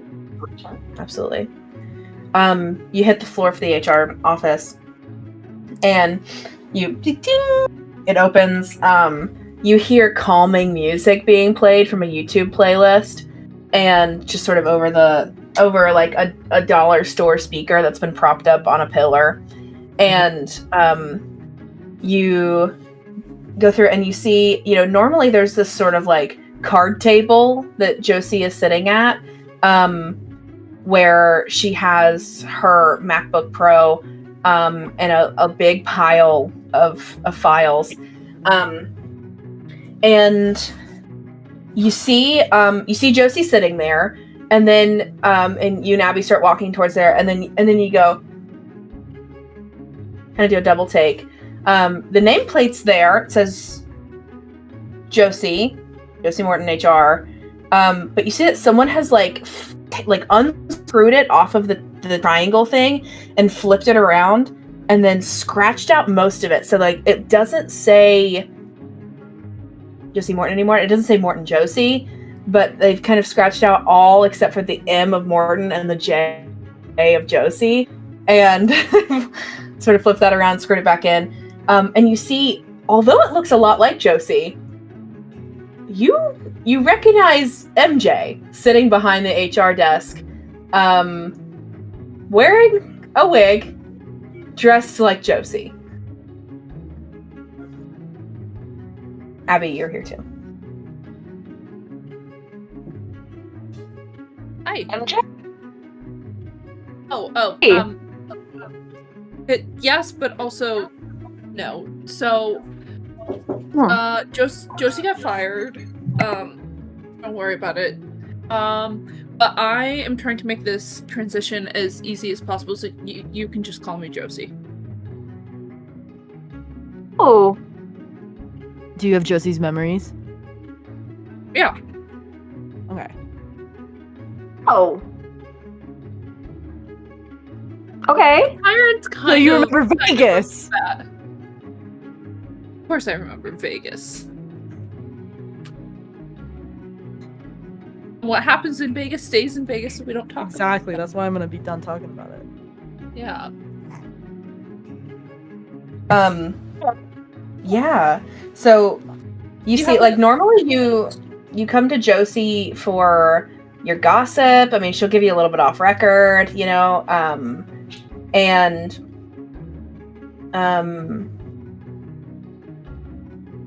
yeah, you see a big stack of files on her desk of like clearly like previous HR complaints. Did you need some information? Yeah. But that could wait for a second. Honestly, are you? Okay. I feel like we don't get to talk. How are you liking your new position? No. We don't have to talk about it being new. We can just say I've been here. Oh, I mean, how are you lately? I've been good. People haven't been coming here as much as usual, which is, I guess, better for the company, but then I don't get to know what's going on. Oh, no drama or anything. The bucket is still in the basement. For real? How long has it been now? At least 4 years. I remember when that bucket first got here. I do too. I remember the That- first that time I was a- knocked it over. It was a really hard week. It was tough. I had to get new shoes. You drove 4 hours for that. 4 hours for shoes. Awesome. Devon, what do you want to say to Josie while you're here?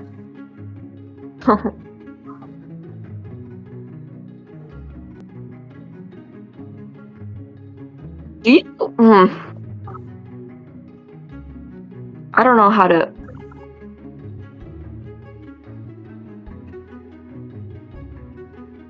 Any recent HR complaints involving Joe lately? You say? You think? Come on. Kind of the Spill the tea. usual. She's combative as always. You know, picking fights with employees. The HR, or the employee of the month snubbing. She won last month. The month before, Yeah. you know. Yeah. Has So anyone come in here lately? Recently, I know not many people come in, but sure, like you remember if someone did come in lately to like and mention anything that Joe's done or complain or anything. I mean, everyone comes here to complain about Joe. Do you get to Like- file This complaints? week. Your HR. Do you get to file complaints? With yourself? Never really thought about it. Could write them down in the file, but I'm just here to hear the complaints. I don't think I'm allowed to complain. That doesn't Joe's seem allowed right. to do whatever she wants to do. Anything's fair game. It's true, or else you'll be a chair. Yeah, I don't want to end up like Aaron. That sounds like Tale of caution. It ain't that bad. Chair of caution. it's a cautionary chair.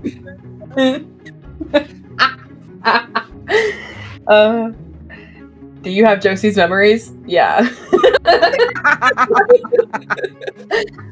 Yeah. Yeah. Yeah. Yeah. Okay. Anyways, yeah, everyone's been in this week to complain about. Everyone's been this week. Yeah. Oh, I mean, okay, not so it's you, not been a but, you know, everyone never. else. I would never complain about her. But the, came in like the most mad, like the most upset. You think? The answer is probably Sebastian. I mean, I knew it, but yeah, I mean, it's definitely Sebastian, because he's there. I don't actually know your pronouns. I gotta be so real. He, him. HR! Is this me, the real person? This is me, the real person, just making sure. Not HR. Okay. No, that's MJ. No, that's. Sorry, that's Josie. That's Josie going. I don't know his pronouns. I'm realizing. It's okay. It is he, him. Okay, sick. That's so funny. Oh, guys, I'm not in this actual game. Back to I character. don't know any of you. I don't know any of you. Who are you people? Okay, yeah. Where are we? Why are they living? I mean, it was probably Sebastian. He's the one always getting snubbed for Employee of the Month. Works so hard, gets nothing. Oh. yeah. I mean, Yeah, you work so hard. Would you say, like, employee of the month thing, like, I get us, everyone wants it, you know? It's like the biggest deal here. Do you think... it doesn't matter to me. I don't work for Whispers of the Dice. What do you mean? What do you mean, Josie? I'm just contracted by them. I'm a third party. I've never worked for Whispers of the Dice. But surely you're a part of this family. You're part of aren't you? Josie?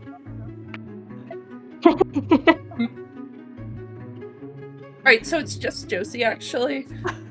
Josie? I am definitely part of the family. If Joe Okay, that's let me be relief. part of the family, I want to be part of the family. Joe won't let you be part of the family? Well, she didn't hire me. She just said, "Oh, you know, we need HR, and you're already HR, so you can be our HR." Are you drunk? No, I this is me sober, but I got like on 3 hours of sleep since at like 6 a.m. So You're going, and that since I was HR, she's like, you're HR. I don't mean When you guys to. are in the... It's hard to deal with taking all of Josie's memories. It's a lot. So much A lot of memories. to remember. I have 2 sets guys of memories are- right now, and it's just really confusing. You guys are in the middle. Okay. You guys are in the middle of this exchange, and you hear the elevator door open again, and kind of turn around to see Jesse. Hey, Josie, I sent you a HR complaint. Check your email. You check it. It Alright, just grab out- says go back to work. I grab out my personal device to check my email while my laptop is in front of me, and I go, Okay. "I don't work for you." Okay. Well, but sure. Well, I can't let you leave. So, when we figure this out, then yeah, you can continue not working for me. Figure what out? Wait, I don't know what's happening for once. Hi, Abby. Jesse, you send an HR complaint about her not working and not about Pet Joe is dead? Trying Who's to dead? keep things not documented until we figure out what's going on for sure. Wait. What do you mean Okay. Joe's dead? Hey, hypothetically, Yeah. Yeah. Hypothetically. so you were saying, forget that last bit. When Sebastian came in here to I complain can't about- forget many things. I have 2 sets of memories. It's Well, really rough just up shift here. to the other set of memories for a second. When Sebastian was here complaining about employee of the month and how much work he does, he's more. Did he look? Okay, he was like mad, obviously. Did he look like rageful enough to like want to kill, perchance? Driven to murder? He was the same amount of mad he always is. So yes. So driven to murder. Interesting. So yes. Interesting. So, yeah. Interesting. Really quick, Josie, what are your 3 personal items on your desk? Yeah. I've got on my desk. I've got a crystal. I've got my my EMT badge for memories of when I had a life outside of this company. And then I have my little 3D printed lizard, and he's posed on the crystal. Yeah. And sort of going back, Megan, what did you say your 3 personal items were on your desk? My 3 personal items are my cell phone, and my 2 PhD diplomas. And Brooks, what were your 3 personal items? My 3 personal items are on me at all times. It's an iPod, a set of headphones, and the cord that connects my set of headphones to my iPod. Thank you. And Jesse, you can have all the personal items you want. There's like, it's fully decorated. I mean, you got a picture of Holly and the kids. You got a picture of Adelie's graduation, like the whole thing. Jesse's sad. Jesse's sad. Wait, sorry. I didn't mean for that to be real. Jesse, Oh no! When Adelie is 18, Joe will die. Joe will be murdered in our office. He's a Circus Olay performer. She can do trapeze. He's a Circus Olay performer. Yeah. Theo is the best dang track and field athlete that this town has ever known. Where are we stationed? Like, where is this? Where is this? We're all in HR. No, I mean, like, We're probably. what state are we in? Or are we in the States? Or We're in a spaceship. we're in Imperia. No, we're in. I said my commute is 4 hours. No, Abby's commute is 4 hours. I think we're in Utah. I think we're in Utah. I commute to Salt Lake every day. Oh man, that's funny. Concept It's of us strategic owning a because you're right by the building- post office hub. Exactly. The fact that our headquarters in Salt Lake City, Utah. Yeah, of course it is. Absolutely. Mormons. That's what really represents our brand, guys. Utah. I'm Josie, so I like Jesus. I don't dislike Jesus like MJ. Does Josie like Jesus like that? I was gonna say. I think so. MJ Generally, remembers it, Josie's so like Josie remembers it. neutral on that guy. Neutral but on yeah. Jesus. Okay, I'm neutral on Jesus instead of Well, disliking Jesus. that was before we went global. You We know, went global Josie's and I turn to got the big on face. Josie's turn to Josie's turn to Christ. Clergy. Anyway, that's why she got fired. Because we don't let people have 2 jobs. That conflicts, and she wanted to be a pastor. So You may have no She got idols mission. before Joe. Oh. So Aaron, text Nolan and tell him. Aaron, text Nolan and tell him that earlier we said that he used to work here and he used to be Jesse's chair, but then once he signed with SAG, that's sort of a union and we're a right to work state, so he had to be let go, unfortunately. Is Utah right to work? Yeah, I'll tell him that. Yeah, let him know. Love that you're making Aaron specifically tell him this and not doing it I'm the yourself, chair. as if you don't have his number in your phone. I'm busy. And Aaron loves Nolan, and I want to give him a chance to talk to Nolan. So. Okay, of course. Yeah. Thanks for that, boss. I'm keeping the family together. You're matchmaking. Yeah. Anyway, yeah. I gotta lock What else needs to be done in HR, Devon? Anything? Wait, do I not get 3 personal items? Oh my God! Tell us about your 3 personal items. So they're on my desk. There's a picture of me and Joe doing this together. Yeah. Then there's my BTS poster on the wall. Mm-hmm. And then there's Jambo. The cat. Yes, he's sleeping on my desk. He's sleeping in my chair right now, keeping it warm. He's always there. Oh, awesome. No litter box for a personal item. That's crazy. He goes where He doesn't. Hold on.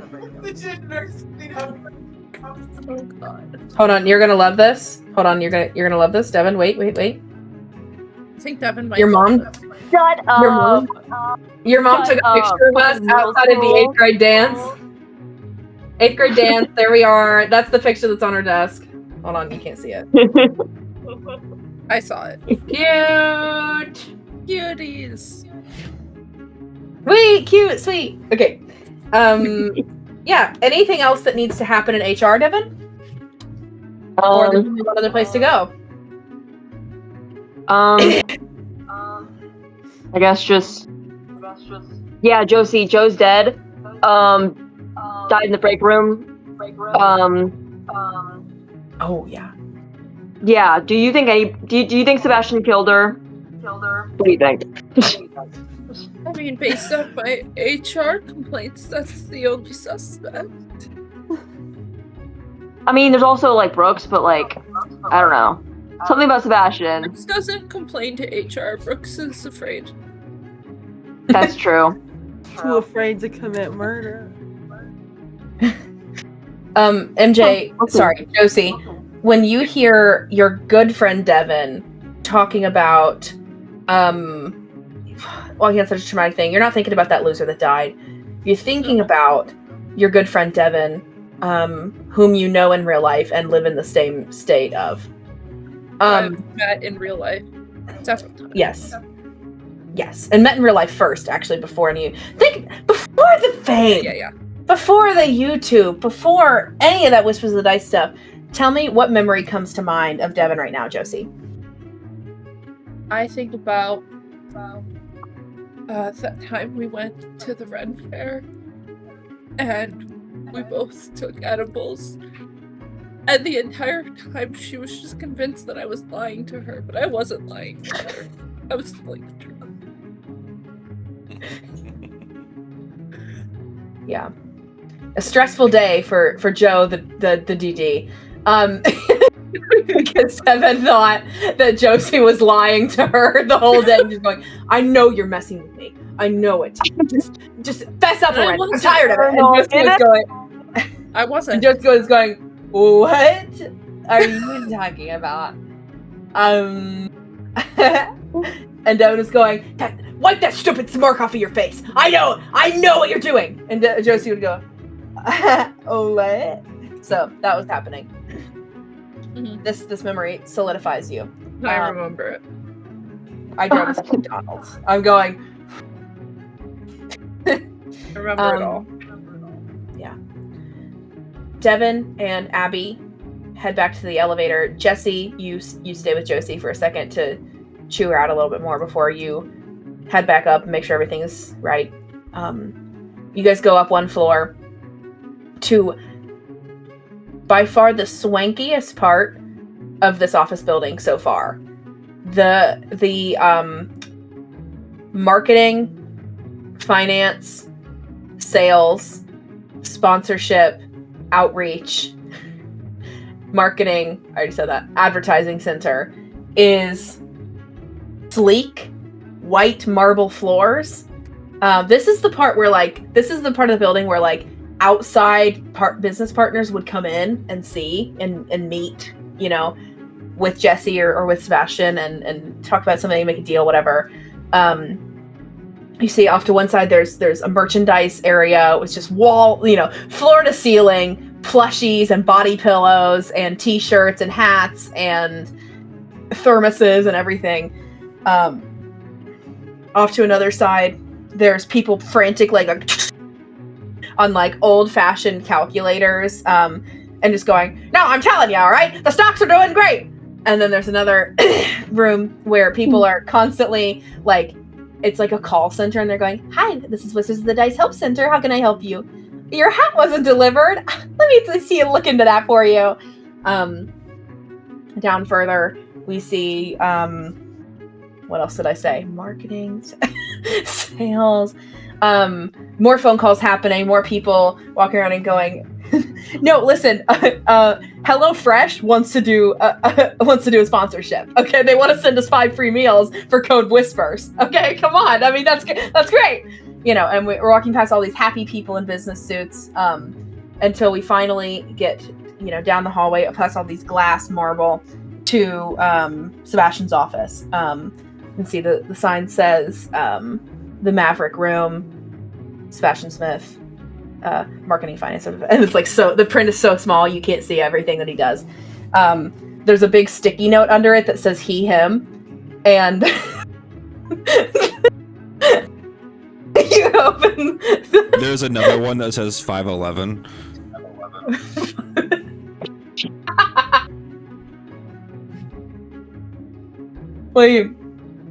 And you see like it's the like glass on either side, but then a tall mahogany door.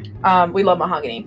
And if you open, there's a glass desk on spindly X-shaped legs, a sleek monitor off to one side, and a fax machine here with like a pager to some sort of secretary that is like the next room over. It's like the sort of client facing half of it. The client would talk to the secretary and then be let in that way. And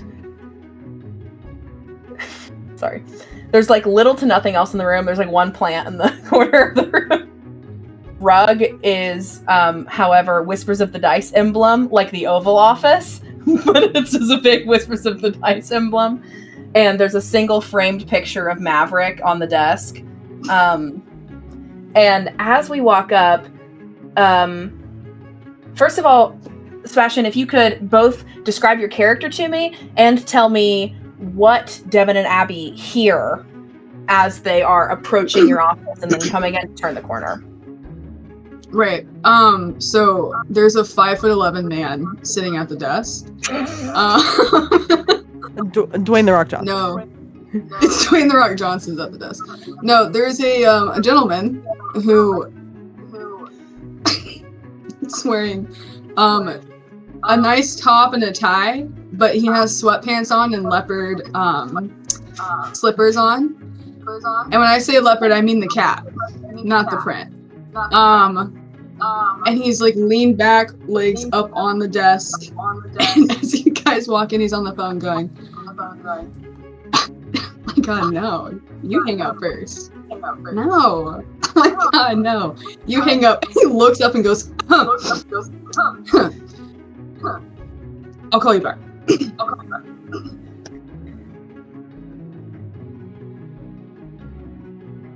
Before I say anything, Sebastian, I'm gonna turn to Abby and whisper. All right, keep your eyes peeled. This is my main suspect, okay? Sebastian, hey. Wow, was that funny? I thought I heard you on a personal phone call during work hours. That's so crazy. No. What's that all about? That was actually BetterHelp. I was talking. That was a lie. Really? Yeah. No, there's some big drama going on right now. I'm trying to get the emblems in for the t-shirts, and they fucked up. All right. I don't know how you get an E and a K mixed up, but now all of the shirts say Whispers of the Dick, and I have to figure out what to do about that. We should just sell them. We sell them as limited time merch. Dude, did you come from the basement?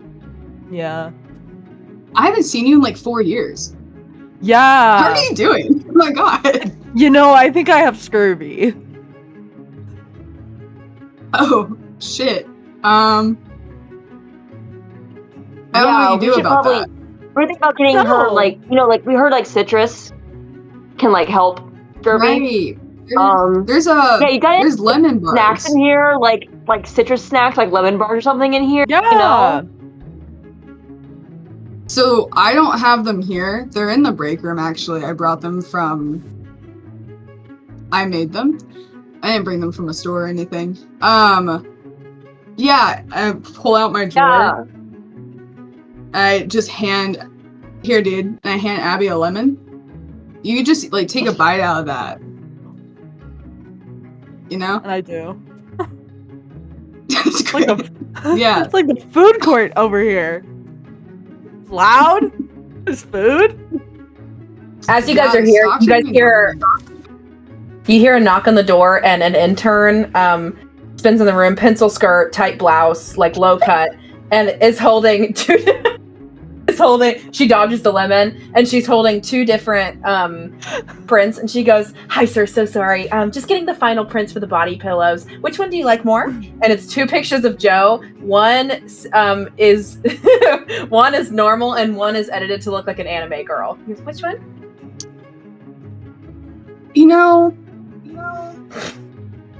Which one is Abby pointing at? The anime girl. That one. Yeah, you know what? Let's do the real thing. I think that's true to character. Who made the anime one? Do you know who did that? Mark did. Mark did in graphic design. He needs to be fired, but that's okay. Yeah, that's Yes, awesome. sir. I'll have do him the- fired right now. Excellent choice as always. Thank I'll have you. Mark fired right now. I'm going to bring you tiramisu and a cup of black coffee. Anything else? That is perfect. Thank you so much. She leans over and kisses you, and then leaves. On the mouth?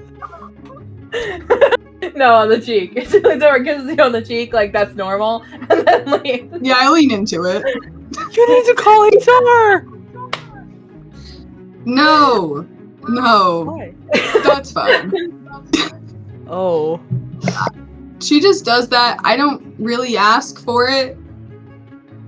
I know this But you looks eagerly bad. wait for it and anticipate it. I wouldn't say eager is the way. My therapist actually says that I kind of just take things because I'm a doormat. So Well, you took more than you did more than take. You basically begged when you leaned into that. So why is this attack Sebastian night? What are we doing here? It's nighttime?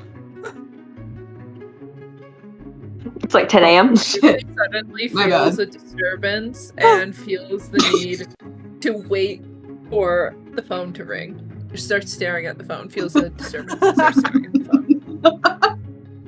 You know something's coming. Man, I didn't realize it was 10 a.m.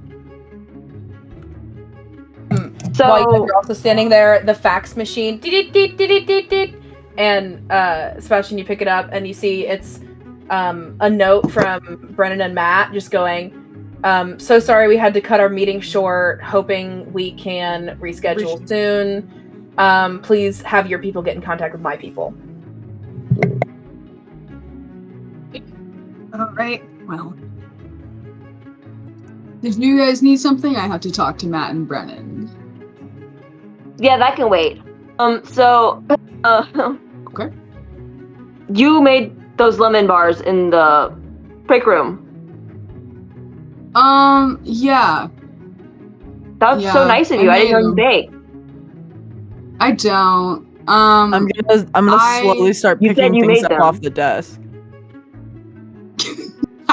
As I'm talking to Devon, I'm like grabbing Abby's hand, not looking at her, just putting the things back where they are supposed to go.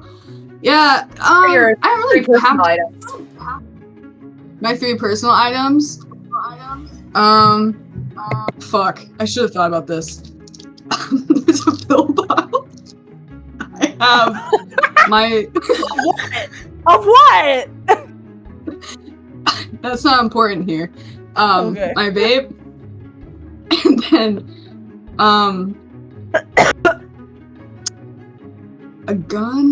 No, I can't say that. Stanley. Wow. And they're all Whispers of the Dice themed, even the pill bottle. My whispers of the dice pills. Right. It was a new line we were trying. Whispers of the Dice Pills, it's crazy. It's really killing me. Yeah, we have 4. We were trying them out. One of them is melatonin, just repackaged in a pill bottle. And we call it Sleepy Night Dice Tea. It was a bad name. Sleepy night dice tea? And they're pills? Tea, but it's pills, yeah. I was trying to No wonder nobody liked them. Oh, no. People like them. The FDA just didn't. Doesn't. Me when I buy a bottle. Nope. Me when I buy a bottle. gonna mute before. Yeah, so anyways, I did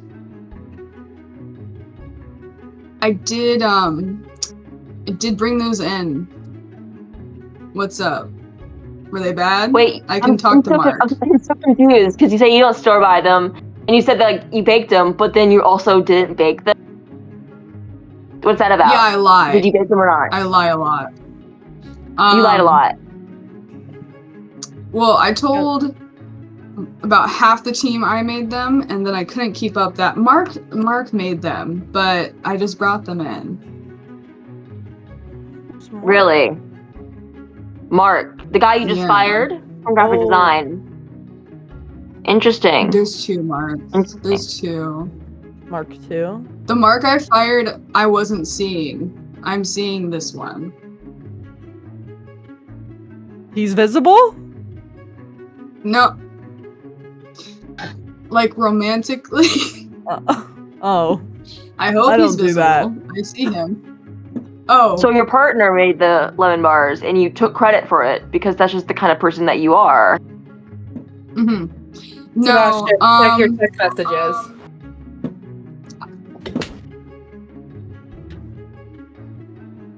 Sweet.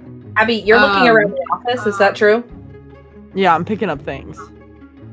As Devon is kind of distracting Sebastian, you're looking around and you find what looks to be like some kind of a memento box.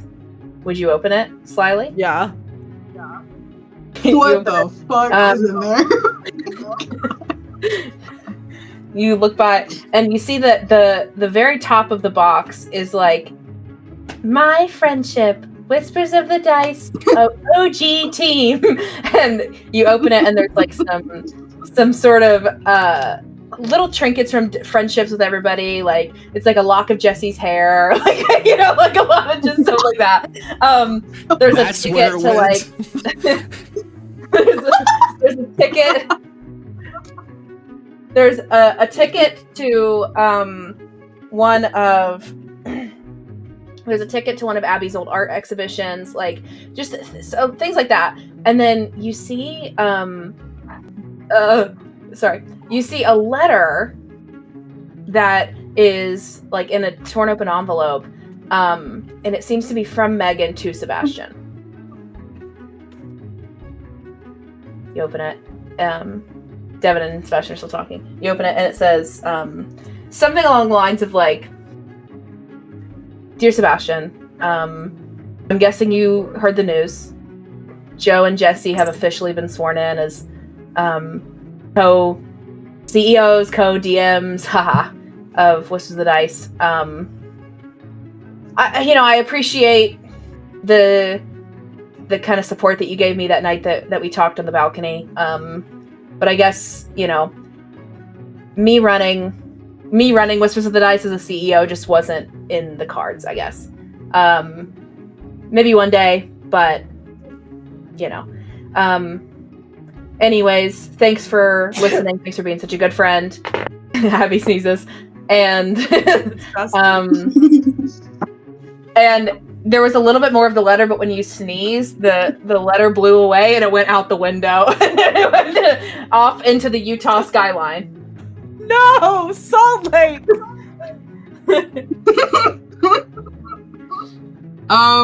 Dude, that really sucks. Why were you... Oh, you're on the floor now. Okay. It's not your personal item. It's just... Is that No, that was personal item? Joe told me that everything that isn't your personal items is part of the office property. Right, not in here. What do you mean? Buddy, you get to keep your belongings. You get special privileges? Just because they make stuff down here doesn't mean you get to have more stuff. You're saying that from the floor? Just because they make stuff down here? No, you see, you guys know I love this company. Which is why I've taken up 6 different departments. So theoretically, I've just multiplied 3 by 6. I get 18 personal items because I'm doing 6 different Oh, jobs. you have 6 desks. You're still an do. individual. Am I? I don't think any of us are really individuals. I think we're family. You know, we're family here at Whispers of the Dice. Individuals of a family. You are not 6 different members of a family. When you're here, you're family. That is not what my therapist says. So, Your agree to therapist. disagree. You need a new therapist. We only get the sponsored BetterHelp one, so. Brief. But yeah, so okay, you came in here, lemon bars. Abby just was on my floor and threw some of my stuff out the window. What are we doing? I sneezed. I just If I would say like to so that we don't reinvent the wheel here. Abby, would you be trying to kind of like slip this letter to Devon while you maybe like distract Sebastian so that you guys can yeah and then leave? I thought I went out the window. I didn't go out the window. Oh yeah, letter's gone. It's gone. You're right. Oh, Devon, we have to go outside. I jumped out the window to get the letter. Are we making an excuse to who just joined? Are we making an excuse to be able to Josie, to be able to like leave? Leave Sebastian's office so that you can catch Devon up on what the letter said. Let's go look at the lemon bars, Devon. Go look at the lemon bars. They'll cure my scurvy. Oh, yeah. Yeah. Do you feel you okay with Abby having one of your lemon bars? Sebastian? From the break room? Yeah. Please. Yeah, that's fine. That's what they're in there for. Yeah? Okay. Mm-hmm. Interesting. Okay. Well, Why is this I'll see you confusing? later then. Yeah. Okay. Yeah. That's cool. See you later. Can't wait to see who won Employee of the Month. Oh, yeah, whatever about that. It goes to the same person, so that's fine. You don't think you won? You did great this week, I'm sure. This quarter, you don't think you have a shot? I know I don't. I didn't get it. Did they tell you early? Yeah, they told me early. Oh. And you didn't win? I just said I didn't. Yeah, sure. How did it make you feel? That you didn't win? Employee of the Month. Despite how hard you this got worked. really intimate. How do I feel? It's trial therapy. I mean, that's a really great idea. I'm gonna write down trial therapy as our next thing to promote. So how I felt. I mean, I'll be honest, I wasn't that happy about it, but things happen, and we are Ohana here, so I'm not too mad about it. Yeah. But I mean, Johanna, we're all family. Sometimes it's nice to have appreciation for everybody in the family, you know? So I'm sure after all the hard work you did, you just learning that, I'm sure it just made you really mad. I wouldn't blame you for being a little pissed, you know? Oh, I don't get angry. That's not really my nature. It's not in your nature to get angry. No. Interesting. Didn't she need lemon bars to eat? Yeah, we're gonna go get those. Yeah. See you around. Okay. The phone goes back up to my head. Sorry, babe. You hang up. I never hung up. So weird. So you guys head back towards like the. I mean, are you heading back to the office? Like, well, first of all, let's. I thought we were just escaping. Abby, tell Devon as you guys get into the elevator to leave this place and go back to the main floor. Tell Devon what you read. The letter that I sneezed out the window said that Megan wanted to be the CEO before Joe and Jesse were. Really? There was something about a balcony. I don't know if that was balcony? related to being CAOs, though. I think that was just a detail. Interesting. Okay. But I knew nothing of this. I did not know Megan wanted to be CEO. I didn't either. I mean, she hasn't even been part of the family for that long compared to the rest of us. Crazy that she'd want to be CEO. She does have 2 PhDs, though. That's true. But where'd She's that really get her? qualified. Harry. What? Okay. Okay, Abby, let's pull our noggins together. You have motives for people, right? Right, thank you. Yes. So, Megan, Yes. what motive would she have to kill Joe? She wanted to be CEO one day. Exactly. One. Exactly. One suspect. One suspect. What would Maverick, not Maverick, Who's Maverick? Just kidding. Sebastian, you haven't seen him in a while, but you know Sebastian is usually way more upset about not winning, like, employee of the month, like, not caring, like... I see the email chains. Yes. And Josie was just telling us how he's always comes in always mad, always complaining about employee of the month, whatever. So upset. He's lying. He always lies. He lies about everything. He even said it himself. Which he could be lying about that, Frequent but liar. he's lying, saying that he's not always mad. I think he got so mad that he could have killed Joe. It could have happened. He But just has so many motives. But is baking lemon bars a fit of rage task?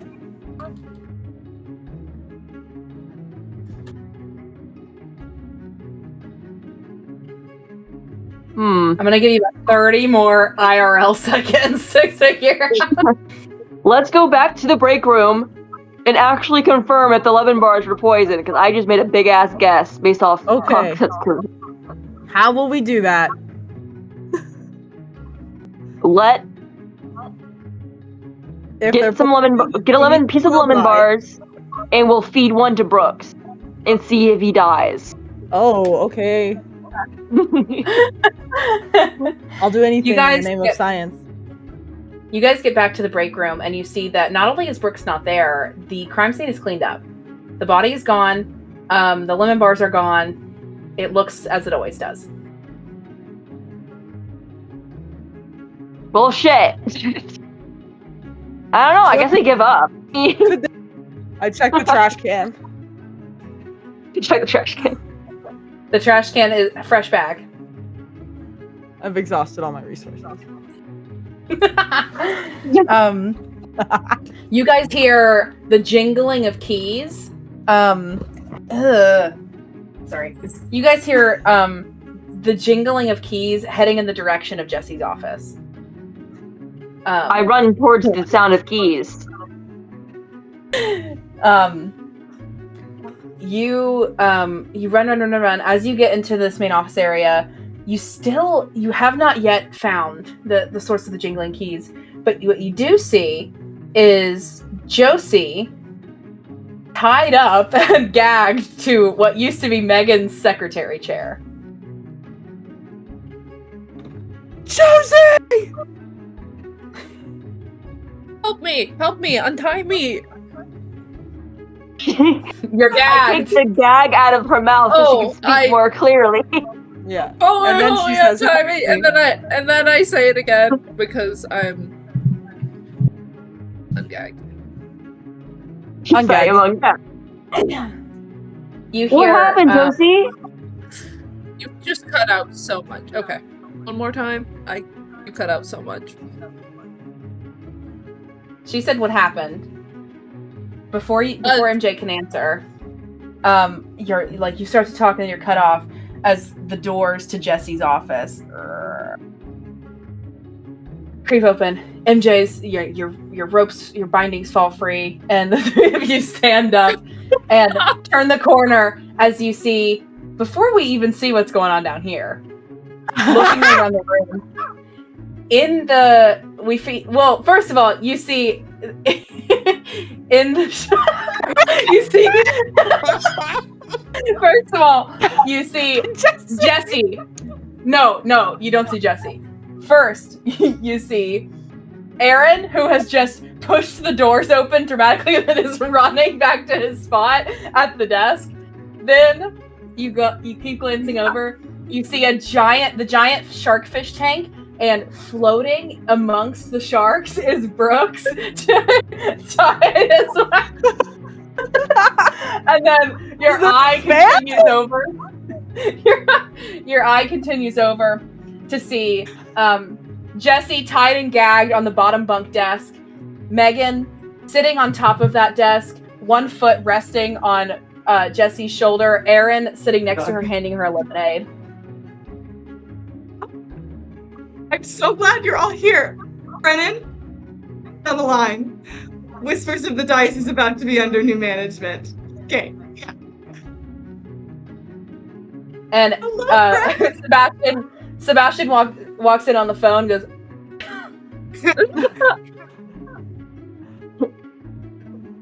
Oh. I'm gonna have to call you back, babe.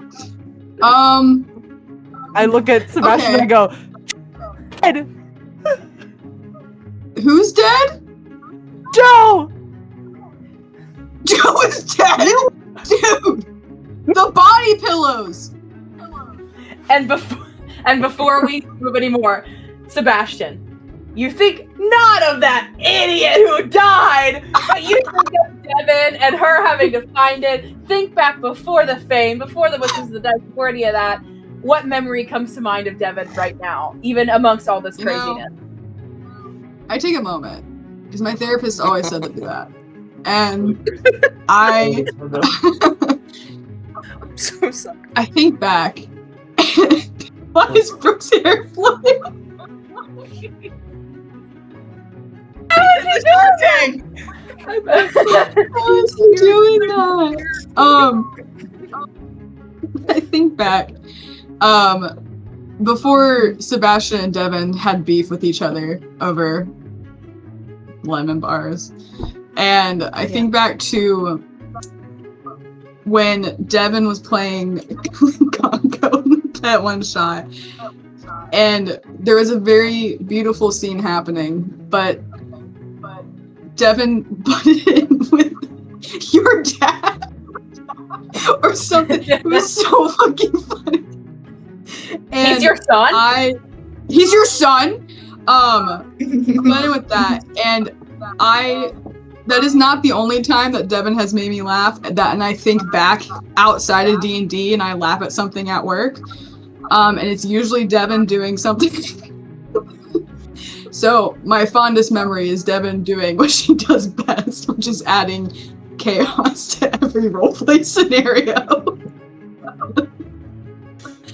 And then I come back and all of this has happened. Devon, it is your time. Devon. That was sponsored by BetterHelp. Yeah. Devon, this is your time. This is your turn. What you see all of this happening around you. Your friends are in danger. This friend is seemingly siblings in media mean nothing to her. What do you do?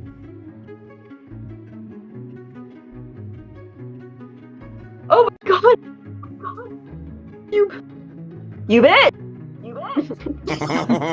I trusted in you! You were the first person I told about Joe's death. Yes, and you don't have to worry about it anymore. I figured it out. Family, I am so sorry to have to tell you this. I'm afraid that our CEOs came to heads and Jesse killed Joe. And then Brooks was his accomplice, and he cleaned up the crimes and I caught him in the act. I've got them all detained. The police are on their way. I've made a couple of calls. Everything is going to be just fine. Don't worry. Thank you, Aaron. I don't believe you. Jesse would never kill Joe. Without Joe, he has nothing. He doesn't have this company. I mean, Devon, you're right. Jesse really didn't have this company, and I'm afraid without Joe, and he just got angry, and he didn't have any spine, and so he was a little upset, and so now, without Joe and without Jesse, I was just worried the company was gonna fall absolutely to pieces, but don't worry. Oh, I'm sure. I'm sure you were after you lost the chance of being CEO originally. I'm sure. Oh, that's all in the past. I'm looking forward to the future now. Yeah, you're a CEO. Yes, and I've got Brendan Lee Mulligan on line too. We're gonna have some really, really great crossovers with that. So I wouldn't worry about us. I think we're all gonna be just fine. Our family is sticking together now that we do not have that crazy Joe to be scared of all the time. Yeah, a family with one less member, another member who I think is dead in the fish tank. Maybe lost two people. Resting. He's dead. He's definitely dead. He's dead. I whisper in Devon's ear, we should convince Aaron to rebel. Right now. That's a good one. Aaron, I know you've been treated like shit since your demotion and you became Jesse's chair. But do you think for a second... My phone just... My phone turned off? My phone turned off. That was awkward. You're just vertical.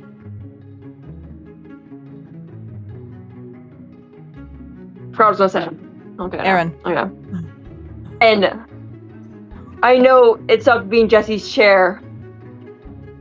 But do you think for a second Megan won't do the same thing to you? I have a lot of debts due for all of that Harlan Gloriosa debacle, so I kind of under the bridge. I'm not being sat on anymore, and Megan has always looked out for me, so I want to turn to Abby. He's got a good point. I got nothing, bro. He's in it. I might get a fourth personal item. That's actually really cool. I haven't had any since I was a chair. In my leadership, you can have as many personal items as you want. Thank you, Megan. All of you can. You're so smart, Megan. I already do. I have 2 PhDs. Yes, and Seb, you deserve all of those personal items. I'm going to say that you're recognized, and I'm already working on changing the Employee of the Month poster. Because I know you work like 4 jobs. Yeah. Wait. So Joe's dead? Yes, Wait, I know. It's horrifying. Jesse killed her. But it's okay. I've handled everything. The police are on their way. Jesse's confession is signed and on the table. Everything's fine. I wasn't a part of this, though. I don't know why I'm tied up. A part of this, MJ, please. You've been impersonating Josie, and you've been acting as a mole in our company for the last 3 weeks to help Jesse. No. I don't know.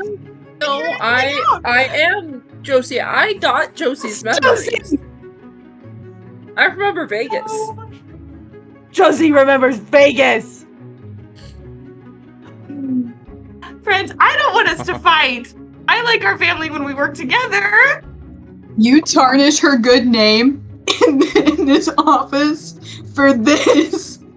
How could you do that? It's I Devin's jump birthday. into the Shark Tank and I pull Brooks out.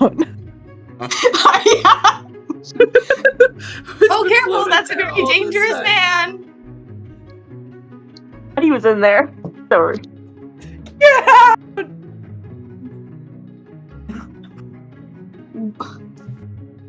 Joe may have had a tight grip on this company and did not let us have any personal freedoms whatsoever.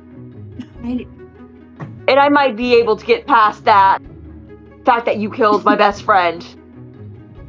But the fact that under your new management, I don't care. I said water under the bridge for that.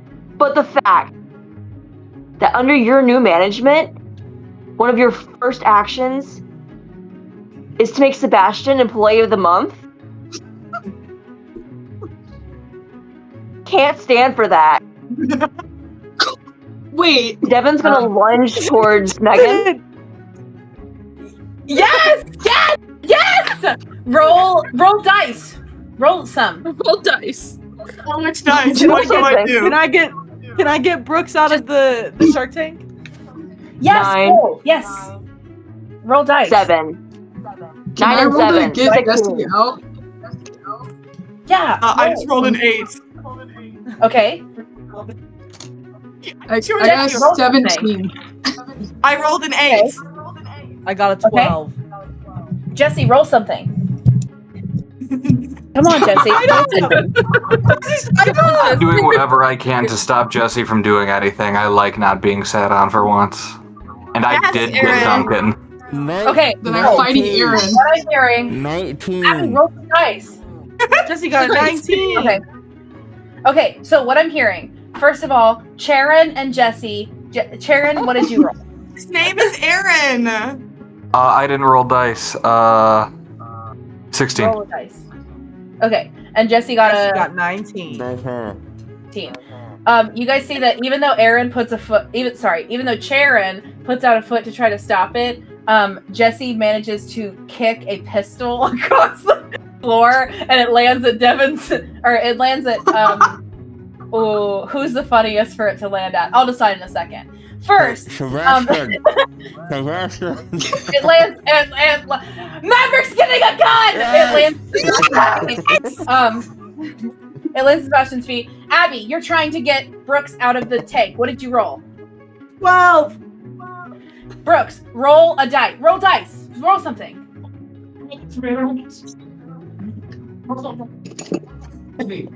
Oh, Brooks, I got a nat 1. I got that one. Yes, that's what you needed. So, Abby, you go towards the thing. You pull the secret book out of the top. What book is it, Abby?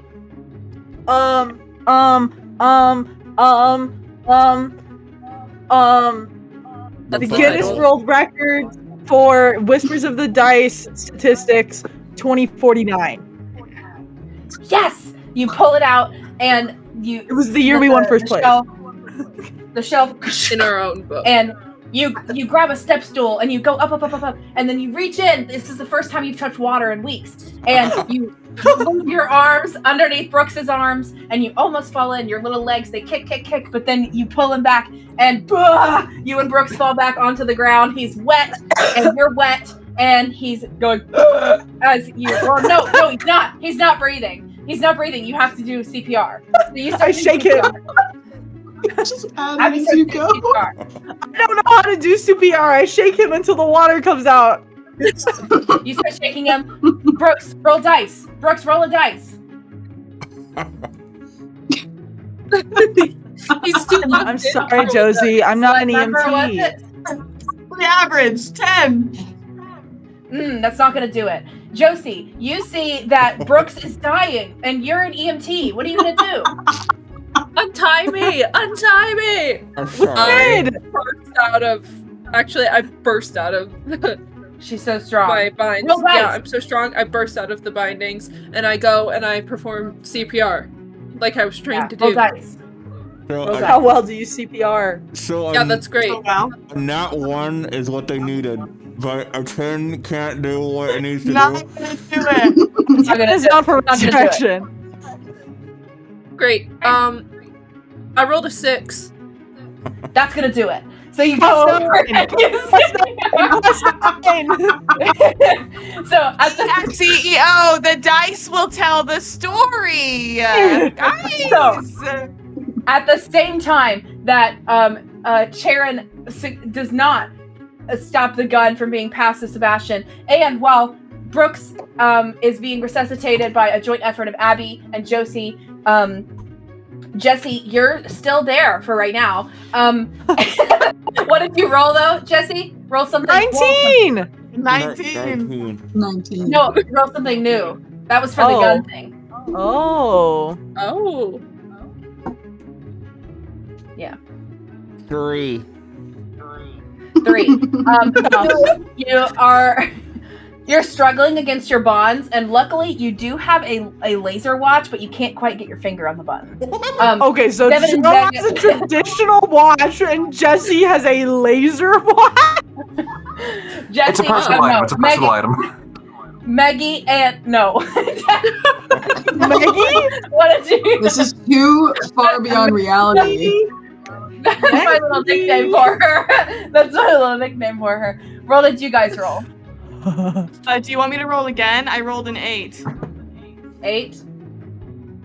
I had a 16. Double. Yes. Yes. Okay. Yes. So Devon, you're in your dress and you're so hot, and you pounce on Megan. What are you just trying to like sort of throttle her situation? I'm gonna wrap my hands around her throat. You start to shake Megan. She can't breathe. Charon, are you gonna do anything about this? You know, I do need to defend Megan, but also, if possible, I would love to just take a second, prop a camera up to record what's happening here as Devon assaults Megan. Yes. You I'd press like record to- on a GoPro. Yeah, I put my GoPro on my chair GoPro, I turn it back on. And then, yes, Okay, I would love Sebastian. to help Megan. Great. Roll. Sebastian, what? What are you gonna do with your gun? I'm gonna shoot Aaron in the head. Awesome. 18? Roll dice. 18? 18? You need to 18 hit now. higher than I'm 18. happy getting uncut gems. I got fucking 17. Plus Awesome. 9. Plus So, 9. Plus 9. Plus 9. Plus 9. 9. Yeah, plus 9. 17 So plus you guys 9 is see that you guys see that Aaron takes Devon by the shoulders, picks her up over her head,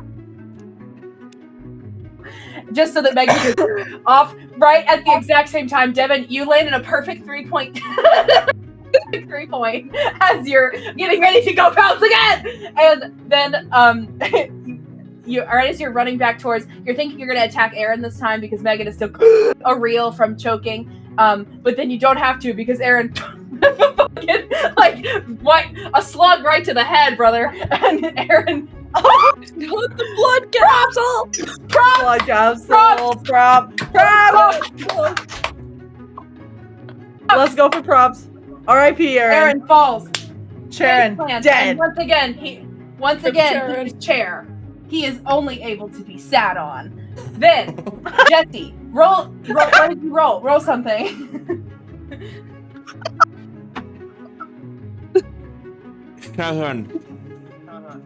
In all of the kerfuffle, when Aaron falls, he hits your leg a little bit, and it makes your folding chair that you're sitting on fall over, and you're on your side.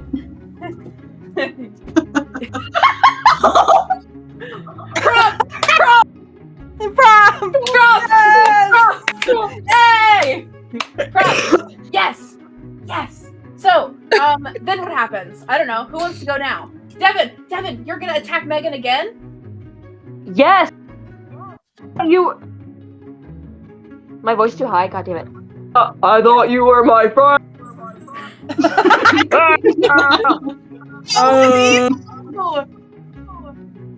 I rolled an 8. Okay, Devon, you roll something. And before we resolve... Wait, that wasn't a fair roll. Hold Abby. on. That was too high. Okay. Abby, you and you and Josie are resuscitating Brooks. Both of you give me rolls. One of you is shaking him, and the other one is blowing air into his lungs. 18. I'm shaking him. 3. Okay, you're kind of Josie and Brooks kissing doesn't work out, but the shaking is really good. And so then Brooks, you kind of and you cough up a bunch of water, and you stood up, and you're awake now. It's because it's MJ being Josie that we can't do CPR. I have her memories, but the muscles aren't there. Yeah. All three of you and Sebastian, you're looking at that gun, and you're going. I told y'all I needed a gun. You have to kill Megan! Shoot her in the head! Do it! What does Brooks do? Company is gonna be so much better if you just listen to me! Seth, I'll give Maverick a gun! I have one. Then dive, using my head as a weapon to hit Megan's head and knock us both out. Yeah, what did Brooks get? Brooks gets 4, and I get a 9. Okay, and what did Devon get? 7. Damn. Both of you go at the same time, but Devon and Brooks smash heads. And alright, as Megan just carefully steps backwards once, and you guys boom. With her 2 PhDs, she's too smart. Oh. I hold the gun up to Megan. I hold up the gun to Megan. Shut up. Shut up. Shut up. You killed the love of my life. And I'm gonna fucking kill you. Wait, where did this come from? I know this is difficult. Listen. She wasn't right for this company. She didn't treat any of us right. All of our ideas, she never let you have a gun. All of our good ideas. She knew what I was capable of. She didn't believe in you. She didn't know what you were capable of. I do. She did believe in me. She knew if I got Employee of the Month, it would go to my head, and I'd turn into you. Didn't let anything go to my head, Seb. They turned me into a criminal. I burned union letters. It's written for Jesse. It's written for Joe. I'm gonna just. They didn't let anything go to my head. I never got any credit. Listen to me, Seb. You're We sick. can make it different. You're fucking sick. You're fucking sick. You're sick. Shut up! And I'm gonna hand the gun. I'm gonna hand the gun to Devon and go, fucking kill her. Kill that bitch. She killed Joe. She killed the love of my life. She's all I had. You're dating Mark now. I don't understand. Mark. You didn't know I was dead until 4 minutes ago. I was the love of your life. I'm Polly. Oh, sorry. How dare we assume? How dare we assume? How dare we assume? I'm gonna aim the gun at Megan's head. The gun is head. in your hand. I have never held a gun before, so it's very shaky. Yeah. Devon, don't want you to be scared. Okay, everything's gonna I'm not. be okay. You've got everything under control. You guys see that Jesse rising from his chair, scooting over. he kicks Megan in the back of the knees and makes her bow in front of Devon.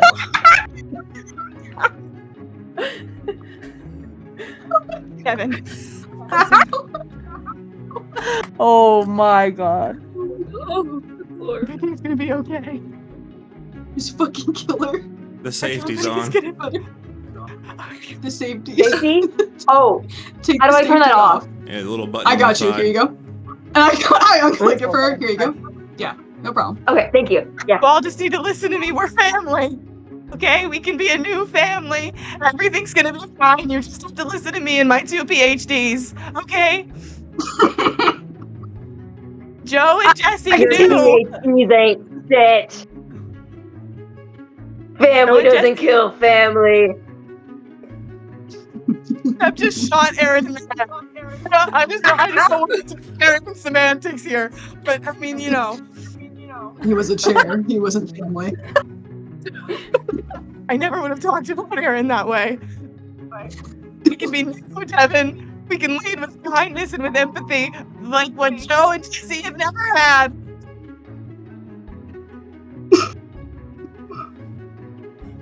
Hey, Devon, put the gun down. You killed my best friend. It's only right that you pay for that.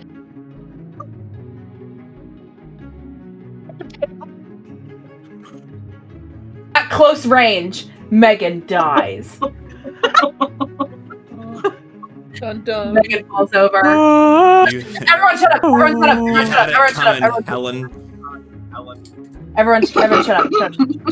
No! Shut up! The shot rings out as blood erupts from Megan's skull, and she crumples to the ground in front of her. Her abhorrent cries silenced immediately. Cries that could end a dynasty, Devon. Cries that wanted to rip a family apart. Cries that killed your best friend. Who had a bloody nose. The 8th grade. You look around at the losses. Brooks is still choking up water. Jesse is still bound and gagged. Sebastian is looking at the gun in horror. Abby looks like she's coming off of a trip. Aaron is dead. Josie. MJ? Josie? I stand up. I stand up and I go, guys, I have something to admit.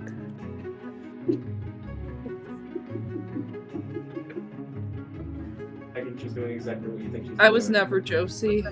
What? And with this admission of all of these conflicting feelings, Brooks silently goes over and takes the gag, unbinds Jesse. Abby goes over and closes Aaron's eyes. And Sebastian, your once good friend Megan. This letter exchange we found. Is there anything you do, any moment you have with Megan's dead body before we turn narrative control over to Devon? Yeah. I walk over. I take out the bottle of Whispers of the Dice, Sleepy Time, Tea Time pills. I suck one into my mouth. Yeah. Because that's what Joe would have wanted. The brand was everything. And that's it. I had to stare. Sobbing. Devon, you feel hands on your shoulders, ghostly, spectral, metaphorical hands on your shoulders of Joe, of how proud I would have been that you've solved my murder. You have brought this woman to justice. There's wreckage all around you, but your family is still here and still intact. What do you do?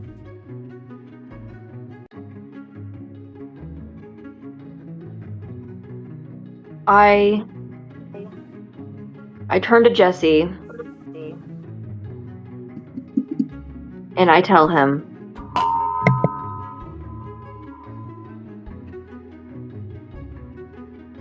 can I start getting paid for this job? Given the circumstances, we'll look at it into the next quarter review, but yes.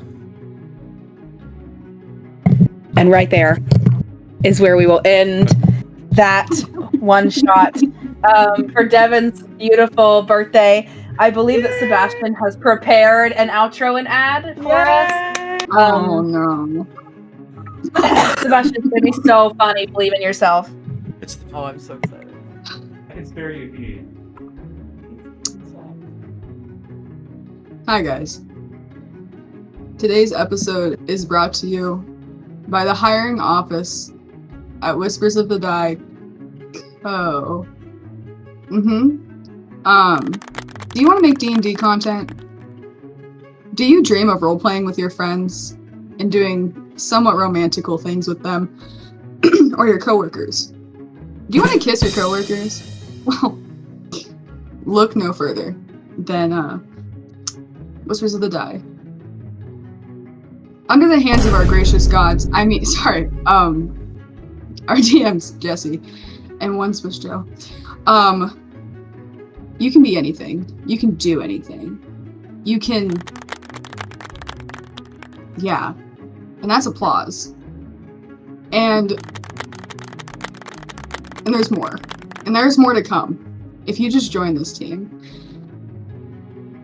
We're offering an unpaid internship of 80 hours a week. You will be... no benefits. There will be no benefits. Because what more than you... What more could you want than everything here? You can't use any of this for your portfolio, but you will be a part of a family. And, yeah. I had more prepared, but the love of my life died. I can't say anything else. So, No, say the rest of it, because it was so much funnier than what you just said. Say the rest of it. I don't even remember what the rest of it is. So many things happened in 4 hours. I can't. Oh my god. You want me to say it, or can you find it? No, you can do this. Hold on. I'm replying to it on our text message. Go get it. Oh my Go god. get it. You want me to do that? Yes, do it fast. Wait. Tip screen! You didn't reply to it. Oh yeah, you did. Oh, my apologies, everyone. Something from above has granted me the ability to speak this. From a personal testimony, this is the greatest company I've ever worked for. And for all those still wondering if they should join Whispers of the Die YouTube Co. as an internship, unpaid 80 hours a week, I ask you this question. Have you ever felt wrong in your body? I haven't, ever. But for views, Joe and Jesse have funded my transition so that I can be the true man that I play. And I have played for 42 sessions.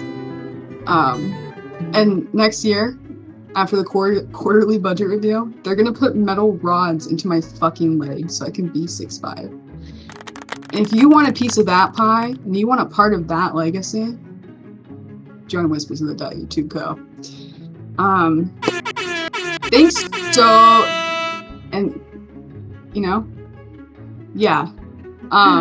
This episode is also sponsored by BetterHelp and HelloFresh and U2's. We are selling body pillows. For mattress. And mattress. Please tip. There's a answer on the screen. Answer whenever you're ready. Thank you so much for watching, everyone. Every comment funds my transition. And me personally. I only make money here. Stay tuned for more whatever this was. And there's so many more great things to come. Leave a happy birthday to Devon in the comments. That's all I got.